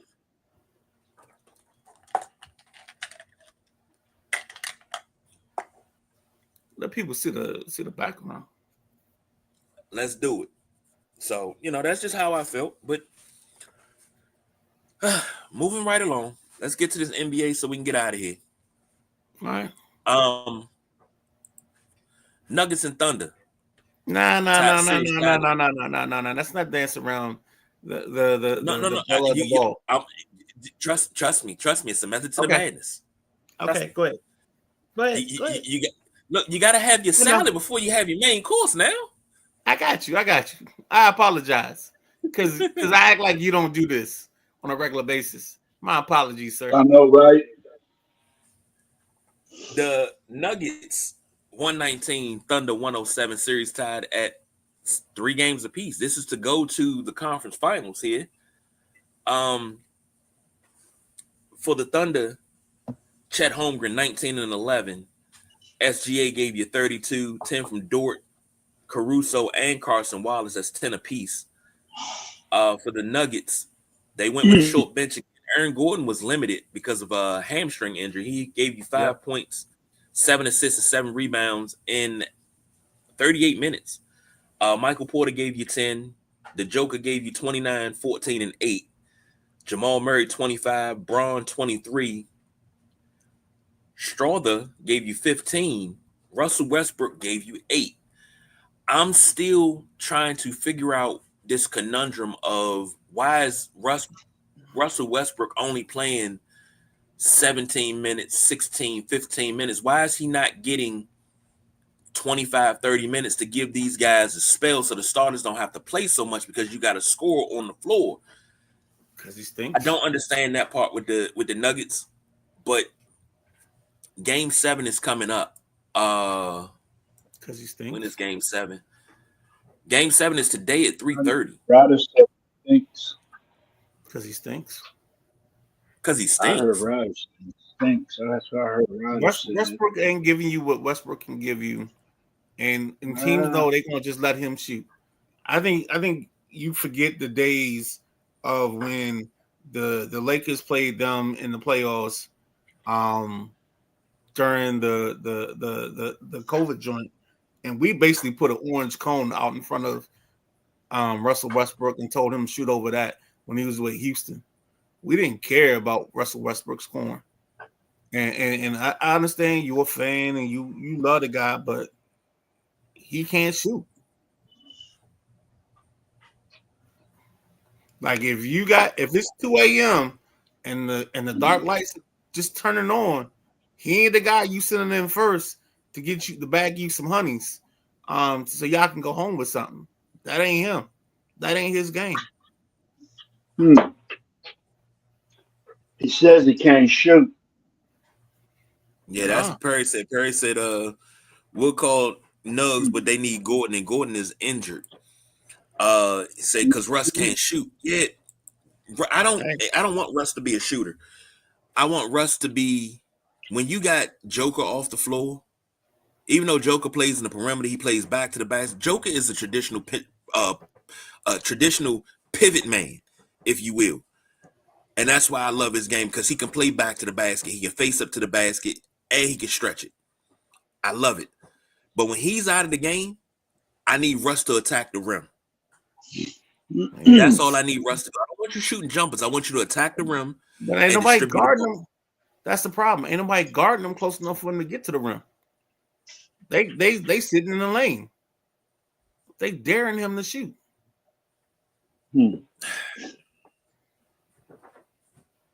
That's what Midnight Rider said. So, Game 7 at 3:30 today. Jack, who you taking, Nuggets or Thunder? Y'all know who I got. Experience will prevail. It's been a good run, OKC. Y'all should have finished Denver off a couple games ago. Like I say, experience is going to prevail. Nuggets in 7. They do need Gordon, but I think they can do without him. But they need Porter to get on. I know he's been playing hurt, and they need 20 plus out of Murray. I see the Denver Nuggets advancing to the next round. That's what I got, fellas. Okay. Yeah. I think the Thunder, because the league won't have its referees calling fouls on SGA. I think we got the 7 because of a league thing. I'm not a conspiracy theory guy, but it just seemed ironic that we got 4 fouls on SGA in the first half. Didn't make sense. Doesn't make sense. But I think going forward, we'll be okay and everything's gonna be all right, and the world will get back on its axis and spin the way it's supposed to spin, and you'll get the Thunder winning this by 5 And what they'll have 2 free throws at the end to put them up by 5. And then Denver will miss the shot late. And that's how this playoff series ends. Well, Jalen Green's got to show up for You mean Williams? OKC to have it. I'm sorry. Yes, you're correct. Jalen Williams needs to show up in order for OKC to have a chance. And I feel Holmgren's going to come out guns a blazing. Hartenstein's going to do what he does. He just, scraps, gets the boards, gets the block shots. Alexander can't win it by himself. And that's just what I think I'm going to see out of this team today is the Solo Dolo show by my boy SGA. And I just think Denver got too much for that. As I say, Denver can put 6 guys in double-figure scoring any night. So I'm excited for this game. All right. Called it in the beginning of the series. I think I might have been the only guy that said Denver in 7. I believe you did. If this comes to fruition, please, Jack, tell me you put some money on that. Nah, I didn't put no money on that, or I didn't put no money on Indiana beating Cleveland neither. Put the goddamn money on Boston. You call both of those. Put the money on Boston. Perry said you need Russ to shoot. They take away the rim, and he clunks it. That's true. So no more than 20 minutes. And Perry's calling Thunder by 15 with no Gordon. I just call the Thunder. I'm not going to say by how much, but I'm going to call the Thunder on that one. So, KG. Yes, sir. What's up? I see a comment. David Rish. What was he asking about McAfee for? Just out of his curiosity, or did we mention something? I saw that. That thoughts on Pat McAfee. I mean, I don't know. I haven't thought about it. What has Pat McAfee done other than get the ish beat out of him by Gunther last week? Pat McAfee has grown on me. I couldn't stand him when he first came out with his white beaters on. And I was tripping. I'm like, you're a kicker, Slam. You're a kicker. Act like you a linebacker or something. But I like McAfee. I like his crew. I look forward to his show every day at noon. So that's what we say about that. Now back to the Denver Nuggets beating the OKC Thunder this afternoon. Well, we all going. Well, Jack's going Nuggets. Everybody else is going Thunder. So this one right here, close to the heart. Knicks 119, Celtics 81. Knicks win the series 4-2. I said 7. They did it in 6. Jaylen Brown 20 points. Al Horford 10. Peyton Pritchard 11. Nobody else scored in double figures, and they went down the bench. Nobody else scored in double figures for Boston. For the Knicks, Anunoby 23 points, 9 boards. Josh Hart gave you the triple-double with 10 points, 11 assists, and 11 rebounds. Karl Anthony Towns playing like a true cat, and I mean he playing like a big cat too. 21 points, 12 boards, giving you the double-double. I need him to be 20-20 in the conference finals. 23 points from Brunson. Mikal Bridges gave you 22, and Miles McBride gave you 10. I'm gonna go ahead and say it because we on live. That's not 1, but 2 steak and cheeses that Jack Carr owes me. So when I go in and I order that steak and cheese at Jiffy's, I say put it on Jack Carr's account. Can't win for cheesesteak against you, man. I'll tell you. I'm gonna have to win them from other people so I can give them to you. And Perry said, Pat not my cup of tea, not his demo. Now I'm not. I mean, Pat McAfee on commentary at WWE events, I tolerate him, but I really don't care for his show too much. I mean, I like him as a player, but I just don't care for his show. That's just my opinion. So, Jack, Midnight Rider, you want to go first and leave it to Jack? What was your thoughts on this series? Hold on, no. Let Jack go first. I want him to just let go and go full throttle. I ain't got no throttle. I've had a couple days to let it marinate, but it was tough. And the whole crazy thing is, I ain't see the game live, man. I was feeling under the weather that day and laid down tried to get a lay down before the game started, see if I feel better come game time. And I wake up and it's game over. So I tried to come in and watch it on the tape later on ESPN. And then I seen a sports report that ruined it for me, and I saw that Boston had lost. Um, they lost it in the second quarter. New York just put too much on them in the second quarter. I mean, they lit them up.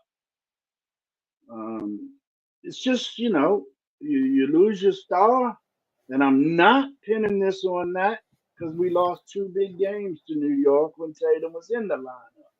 So I'm not saying, oh, we lost our star, but I thought we'd give a better performance in that game than we did.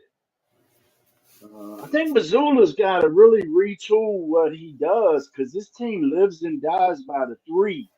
And if stuff happens like happened in game one, game two, and this most recent game, when you sit and see Peyton Pritchard miss three-pointers in a row when he's wide open, let's find a spot for him to sit down for a little while and maybe figure out how to hit them jumpers because three wide open jumpers in the NBA, that should equal 2 3-pointers made. So I don't know, man. He's leaving them out there. In other words, going with the mentality that a lot of basketball players go, let a shooter shoot. But when you got that many shooters on your roster, let's pull the cold guy. Let's put them back in the ice tray and throw somebody out there that's hot. I just thought Missoula left certain players on the court too long. And I'm not blaming this on Pritchard. Horford missed a lot of open threes. Jaylen Brown did, but he's not a three-point shooting expert. I take any three that Jaylen Brown can give Boston as a plus. There's nights he can get hot and make 5. There's nights he can be regular and give you 1. So Boston, I'm looking forward to seeing what Brad Stevens and the front office do to improve this squad because like you say, man, once it gets playoff times, it don't matter who's the best team in the league. You can see that with Boston and Cleveland going out in the second round. So this is the first time in 6 years. I'm sorry. This is the 6th time in 6 years that the NBA has not had a reigning champion in championship week. In other words, the defending champion has not made the Final Four in the NBA playoffs in the last 6 years. That's the most in any major sports market. 6 years, the defending champ was not there in championship week. So I think that might be showing the growth of the league to where it's not one team dominating like the Golden State Warriors used to do or have done. So I like seeing new blood, and it stinks because I'm kind of thinking the Knicks are the best team out there if OKC loses. If OKC loses, I say the Knicks are the best team left. If OKC beats Denver tonight, which I don't think will happen, then you still got OKC up there at the top. So if OKC loses, it'll be 6 years straight. I'm sorry. When Boston lost, it's 6 years straight. The defending champion has not been in the final. So thank you guys for giving me that time. I can continue to talk 5-10 more minutes, but I see Midnight Rider dozing off.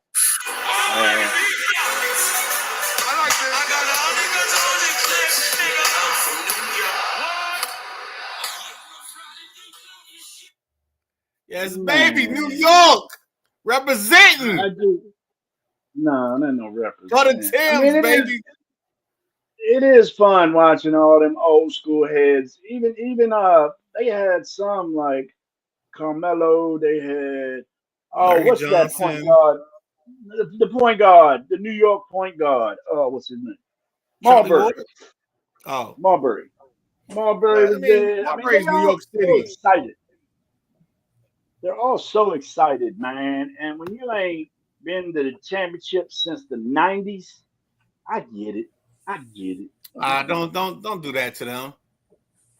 Get them their love. I get it. Be happy. Oh no, I do. I don't ever root for the New York Knicks, but I think I'm gonna root for the Knicks right now because I love Brunson, man. Out of all the dogs that are left, you got Halliburton, you got Possibility, SGA. Who's the other cat?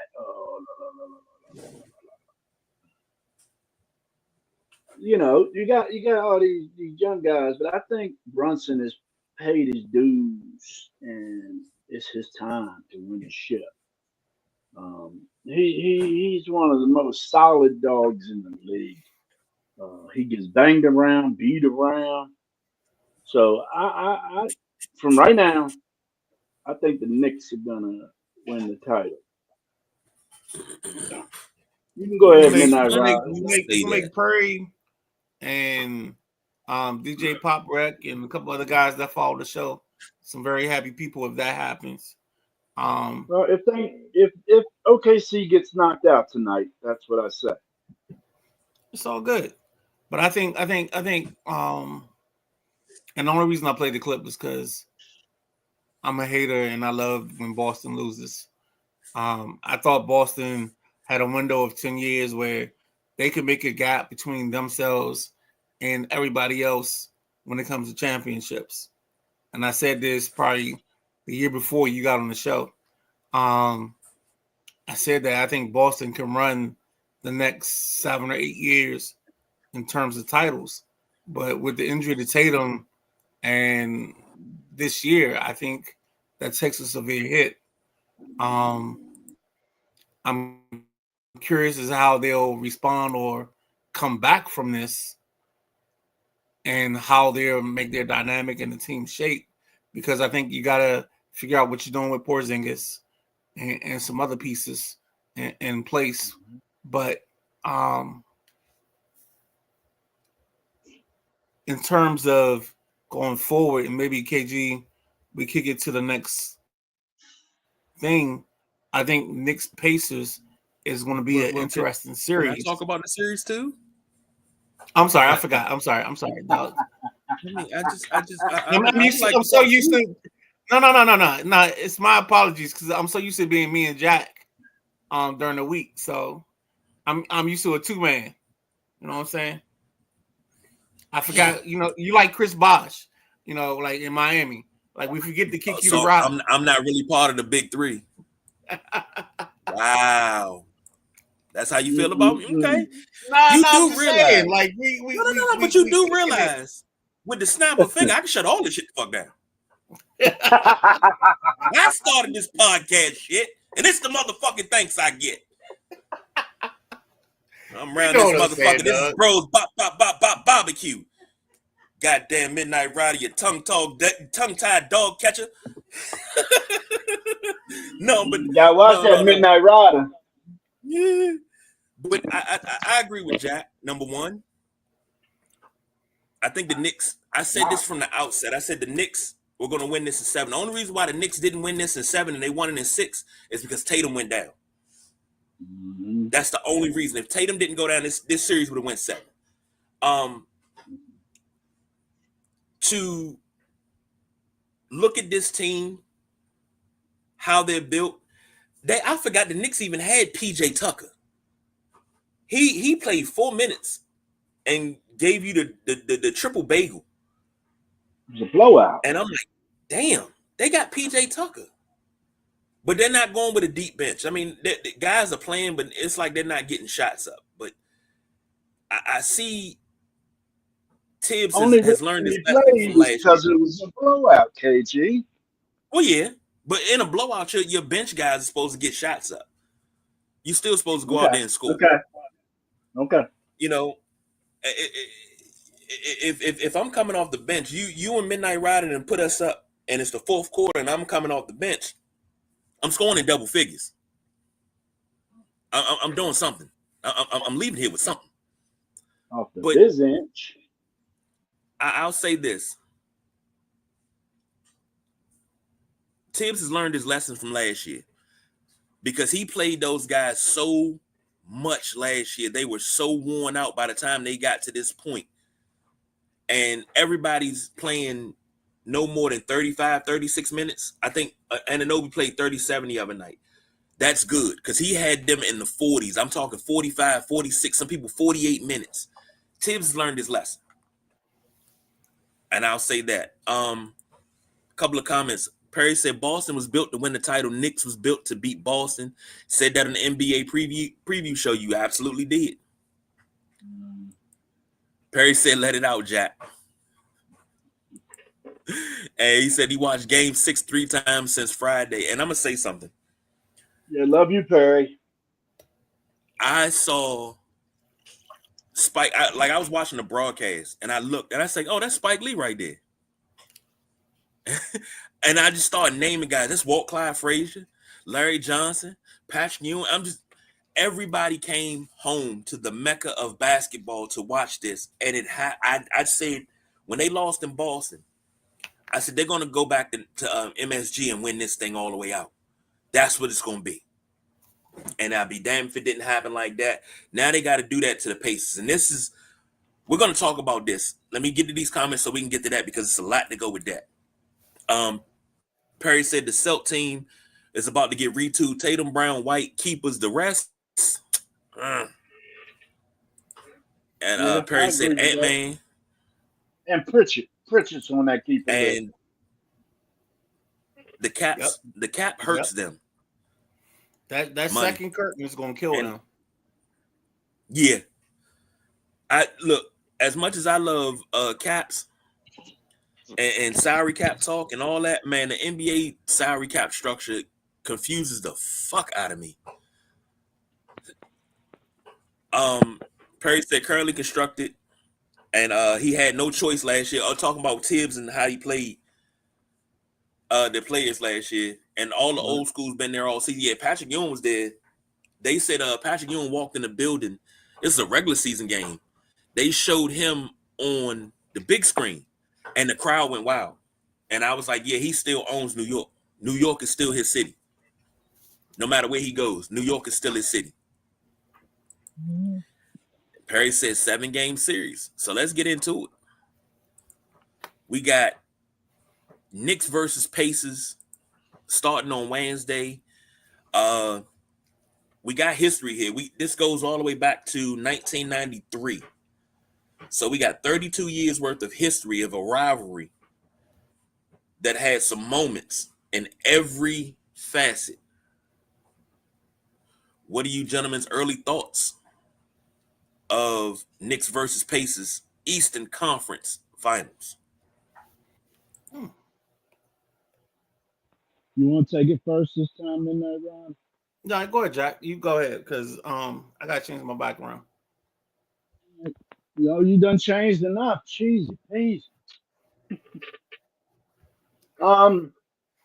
Pacers, they've been sitting up, resting a little bit. Pacers going to go as far as Halliburton takes them. And in this, I mean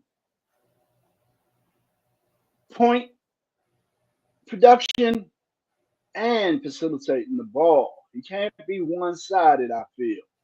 He can't be kicking out 12 assists and give me 7 points.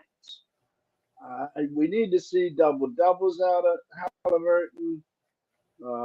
Siakam has to show up consistently. He has to get on the boards more, help Turner out. I don't know, man. I like Indiana, but I feel New York's got a lot of momentum going now. They're on cloud 9. I mean, to beat Boston as a New York Knick, that's the top of your list. So they're on cloud 9, and I think they're going to continue to ball. And a big key is going to be Big Cat. Can Cat continue to clean the glass and put up points at the same time? And he's the same thing. I can't see Cat going one-sided. Cat needs to put up points too. Cat needs to put up 20 plus. And rebounds, I think, Cat to be in the 15 to 17 range. So Yeah, Knicks in 6. That's what I I get got here in that router. I think I got Pacers in 7. I think the key to this series for the Pacers is going to be the kid Mathern. He's a scorer, he's a shooter, Naismith. and he can give you 20 any night of the week. And as long as Halliburton does his thing, I think he's the guy that can change the dynamics of the series off the break. I like what New York has. I like Anunoby. I like all those guys. But I think the kicker or the key to this series is Mathern. Mathern, as just a scorer, as a shooter, as somebody that can make something happen in this ball game and in this series. Because I think Towns and the big man from Texas, his name just jumped out my head. Miles Turner. I think they can. They. I'm not even gonna say what I want to say, but they can cancel each other out. And I think from the guard play, Halliburton and I think Brunson can kind of cancel themselves out. I think the two keys to the series is Josh Hart versus Mathern. And I think that's how it plays. And I think Mathern scores more than Hart. And I think that's why the Pacers win in 7.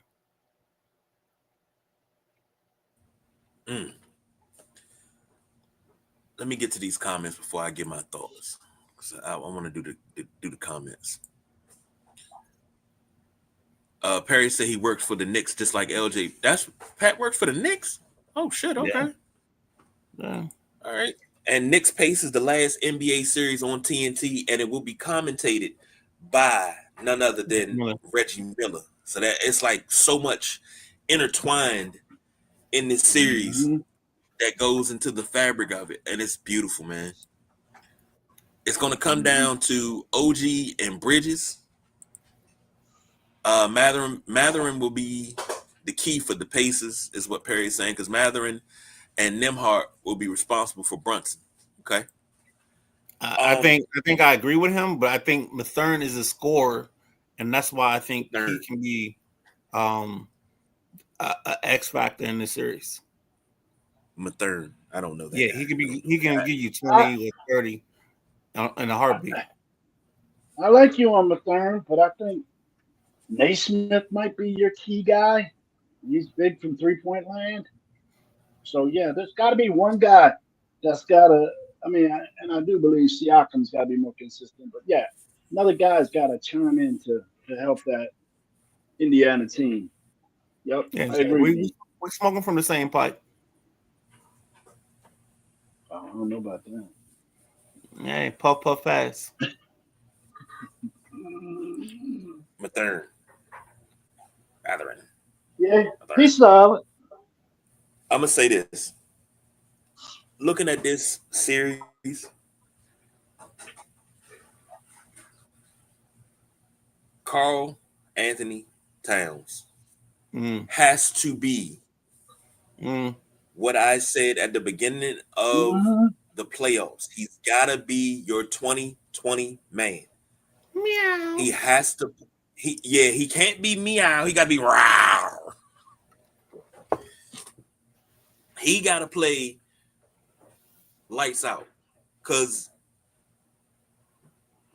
Brunson gonna do Brunson things, but you got to give him some help. OG got to be a double man. OG may not have to be 20 and 20, but he need to at least be 20 and 15. And if Josh Hart can keep giving up triple doubles the way he doing, he can keep doing this thing. Okay, and triple double 10, 10, 10. There you go. Play some defense, but I need for I don't know. Maybe you might have to use the Kevin Durant approach, which is what I like to call it. Let Halliburton do all the scoring and shut everybody else down. Keep Siakam off the boards. No second chance points. Box out. Get it to the point where he can't get to the rim to do anything. And I think the Knicks can win this in 6 because I told BJ earlier in the week, it was before Game 6. I said, bro, if the Knicks can win this and then go to the Eastern Conference Finals, then win that, and then go to the finals and win, I said, man, that's like serendipitous to me. And I'm a Bulls fan. Not And this is serendipitous. the equivalent. Yes, another Serendipity. SAT word. This My is the AirPods equivalent getting of ready to me. die. This is the equivalent of me rooting for the Cowboys to win the Super Bowl in actuality. But I they're one of my rivals, but I want to see the Knicks win the World Championship so bad because of the heartbreak of '94, the heartbreak of OJ did it. '99. OJ did it. Yeah, I'm just they gotta this is needed right now. And I think if the Knicks, I said it a few years ago. Well, it was actually more than a few years, about 15. No, it wasn't 15. It was actually it was over 20 years ago when you had the Lakers versus the Pistons. I said the world is about to be turned right again. Then you had Lakers versus Boston. I said the world is right. The Knicks winning the championship, all is going to be right with the world. Everything that's bad in the world is going to go away because the Knicks won the championship, and we're going to have peace, love, and harmony yet again. People are going to walk down the street, and they're going to talk to each other and say, hey, how you feeling? I'm feeling great, man. How you feeling? Oh, I'm great. You know, the Knicks won the championship. Yeah, that's why we got this peace, love, and harmony. We're going to live in harmony. If the You know what they're Knicks gonna can win say. You really know what they're gonna say, KG. I don't totally agree with you here.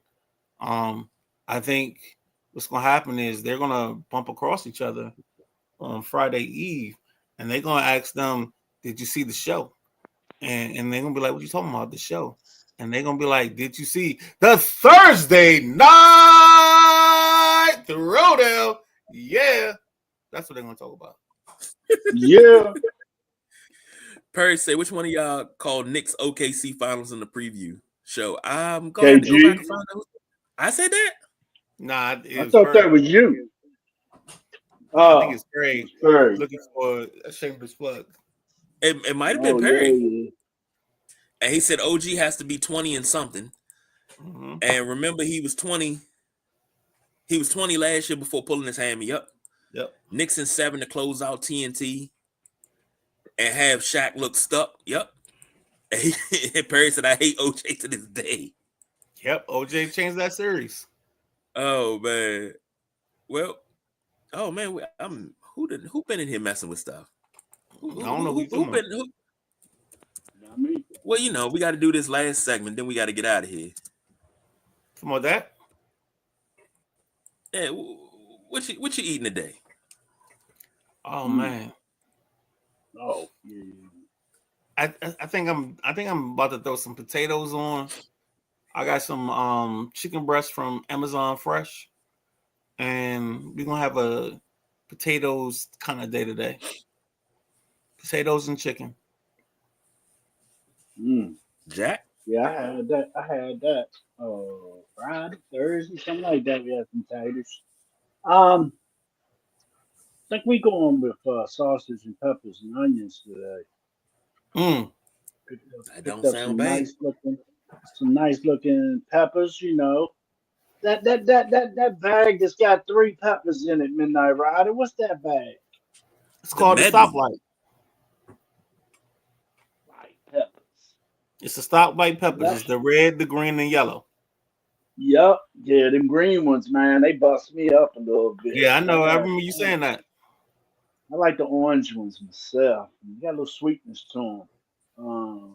Yeah, we're gonna throw 3 of those in there with 2 onions and saute it up all nice, and then put the sausages in there with it. It's gonna be banging. That's what we. Well, I think we're gonna have ribs today. Ribs, baked beans, potato salad. Ooh, and fresh sourdough bread. Oh, really? We having bread? on it. Yeah, we having bread. She makes loaf bread every Sunday because we don't really buy bread anymore. Mm-hmm. My wife makes bread and makes sure we so eat Sparkle, healthy. I see how we doing. We like that now, Sparkle? Okay. He said, I see how we doing it. She ain't been on the bread tip for a while, man. Nah, dog. I see how it is. She said, you want some bread? Is that what it is? You can cook bread for me anytime you want. But it's and all Perry good. said it wasn't him, so it must have been me that said that. If I said that, hell, I like this. I'm gonna have to go back and look. I know I didn't say Knicks. I know I said Lakers. I'm just saying. She said Lakers.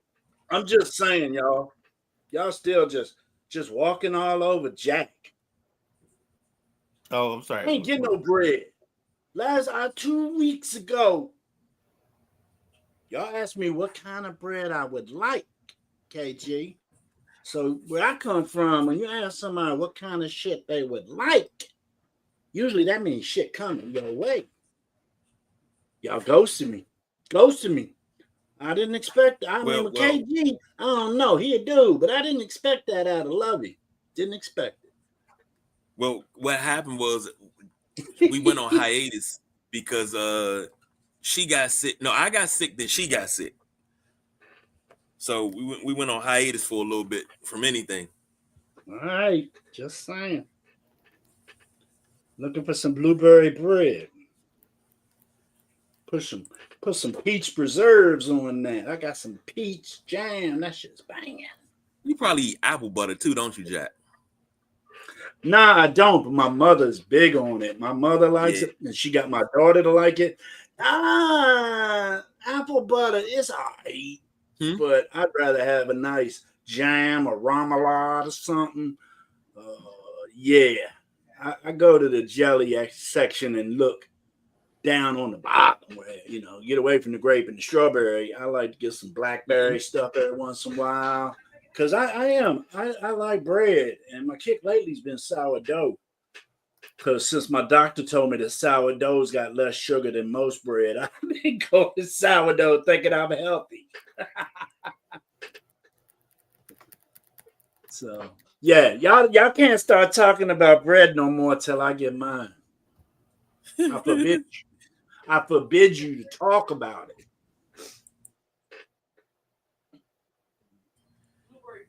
Mm-hmm. And Perry said OKC and Boston, and think it was me. I'm gonna go back and look for that. I'm gonna go look for that. Okay. I'm gonna go listen to that and find that out. I think I called Boston Denver. Please find that. And I will travel, KG. I'm not scared to come in the Southeast. I will travel. Well, I don't want you to be scared to come in the Southeast. I don't live over there. Oh. I thought you live. Oh, so you're on the Maryland side. I'm on the Maryland side. Midnight Ride is in 10 minutes. Oh, so where are you at? Suitland? Yes. Got you. Bingo. See, I know the geographics where I'm at. You can be in Suitland and still be 5 minutes away from Midnight Ride in Southeast. Yeah, pretty much. Like if I go outside and I throw hard enough, I can throw something in the Southeast. But I'm just letting y'all know, I don't have a problem coming over that line. Final thoughts before we get out of here. Go ahead, Bernard. These new backgrounds are torch. I don't know who made them. Have mercy. They jive like. I don't know who made them, but they jive like. And then like this, and then even KG's this. Yeah, man, we doing big things, man. They jive like. So I'm hoping to see a great basketball game today. Tip off 3:30. I really want to see a good game, and then 3:30. So we gotta go. We might be catching the end of golf by the end of this game. Definitely, you're you're definitely going to learn the running order in golf by halftime of this game. So I gotta figure out what I'm I'm definitely doing. going to have a little overdrive on the thumb today, switching back and forth. But that ain't much more than any other normal day. There's always 4 or 5 games on I want to watch. Look, got you. So it sounds like we all going to be doing the same thing today. Yep. I think Scotty Scheffler's going to lock that up. I don't see him stumbling. I've been wrong before, but I'm not wrong often. All right, KJ. I'm gonna say this and then I get out of here. Last night we did the Saturday Night WrestleManiacs. Oh yeah. Forgot to mention this. Good old JR. He announced that he was diagnosed with colon cancer. Yeah. You know, for those of us that are deep into wrestling, whether you were PG era, ruthless aggression, attitude, the golden era, the new era, didn't matter which era, you knew Jim Ross. You know Jim Ross. So if you're the praying kind, send one up for him, but keep him in your thoughts. Hopefully it's a speedy recovery, and it's kind of tough because Dickie V just got diagnosed to be cancer free, and then here we go with another legend now is diagnosed with colon cancer. So, Jack, what you got for me? Well, just trying to keep everybody up to date on In the Passenger Seat, our Wednesday show. It's an interview show, so it's a tad different from a lot of the Sideline Junkie shows. But we've had some great guests. I really want to thank Mike Glick from Meade High School basketball for joining me in the Midnight Rider last week. This week, I'm going to tell you who we got scheduled right now because my schedule's looking sweet. We have gotten some contacts with some really nice guests that we've been trying to get, and we still got our hooks out trying to snag a couple other special guests. I think our guest list has been tremendous through our first 30 plus shows. I got football coach Justin Cunningham from down there at Northern Football. Northern is in Anne Arundel County. As you know from the name, it is the most northern school in Anne Arundel County, hence the name Northern. Hold on. No, that's wrong. Northern is a Calvert County school, hence the name Northern. That's how it goes, guys. Sorry I blew that up. But Mr. Cunningham has been in discussions with me for a couple months. He had some unseen circumstances come up, so we had to bump here, bump there. So the schedule's not set in stone. I will be looking for something Monday. I will put the official announcement out who our guest will be on May 21st show. Go ahead. I put the official,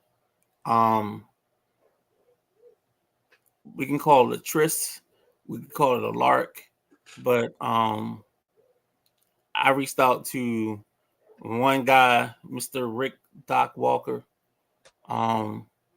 sent him a request, asked him his availability. I haven't gotten a response back yet, so that's where we are on that. Yeah, I'm throwing the hook out. Big fish. Yeah. I don't have a way to reach out to Chick, so I'm trying to. So I made a joke on Chick's page, and I think I'm gonna use that joke to try to make a reach out to him, and get him to respond because he made a post this week about a goat being on a electric wire, and the goat was like eating some grass or whatever off of the wire. So I said this was bad. He booed me because I know it was a corny ass joke, but I need to get his attention. So I think I'm gonna go back into that chat and ask him to be on our show. and see where it goes from there. Hey, that's how I'm hooking up with a lot of people, man. And as my daddy always told me, you ain't never gonna know if you don't ask. Hey, Dad 100%. always told me that. I would tell my dad, "Hey, Dad, can I go ask him this?" My dad's like, "Boy, you ain't never gonna know if you don't ask." Hell I yeah. mean, he told me that till I was probably 12, 13 years old, and I stopped asking after that. And I live by it. And I tell kids about it too. I'm like, don't sit back there and. You ain't never gonna know if you don't ask. So stand up for yourself and ask. And I told my daughter that at a young age. So yeah, peep us on In the Passenger Seat Wednesday nights, 8 p.m. Man, I'm looking at the list and I'm loving it. We got a couple All-Americans, former All-Americans coming on the show. I will not share the sport yet, but to have a couple All-Americans on our list, I'm very happy about that. We've already had All-American coaches. If you're not blown away by the level of high school coaches that we've gotten out of just the state of Maryland, basically, it's coaching royalty. So I'm really having a blast with this show, and I'm pretty sure the Midnight Rider is too. It's really been enjoyable, and I'm really blown away how fast 30 plus shows have gone by. It feels like we just started last week. So, you got anything to add to that, Midnight Rider? I mean, I'm just blessed to have a great co-host and person that provides us with people, and we've been doing this thing for a minute, man.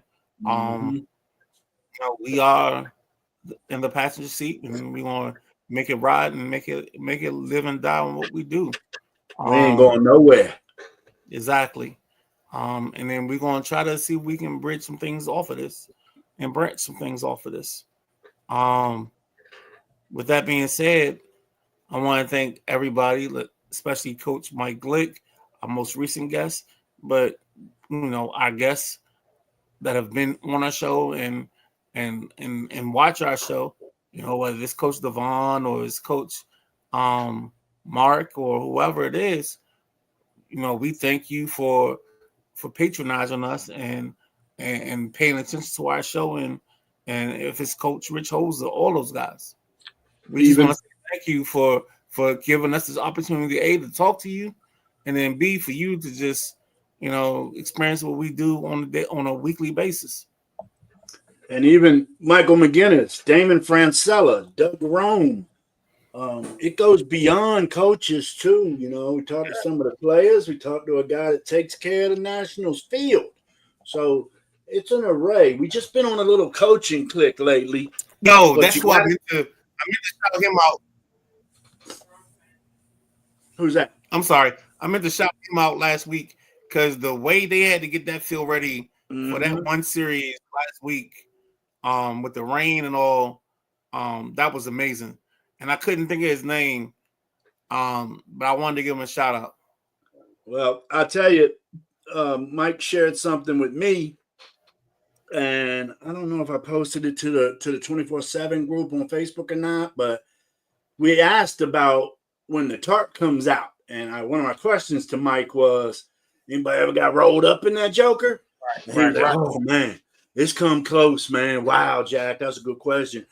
Well, it just happened. I can't remember if it was Mike or one of his coworkers, but somebody got rolled up in that tarp already this year. So that was cool that he came back. I got a relationship with Mike because he's family, but a lot of these guys I didn't know before we got into them. And the relationship I got with these guys now, we text each other, rib each other. It's just like they've been a part of the Sideline Junkies all along. So there we go. Like I say, don't forget about Louis Rome. Like I say, Damon Francella's doing big things down there in the Tennessee, Chattanooga area, getting young kids, young athletes ready for the next level. And if you're down in that area, I recommend you see Damon and he's got a hitting guru that works with him. And Damon is your pitching boss, man. Damon, he's got a lot of pitching under his belt, and he did it at a high level. So check out Damon down there in Chattanooga. He's on Facebook, Damon Francella. And I share most of his stuff on our page. So there's many people. Brian Tuning, we had him twice.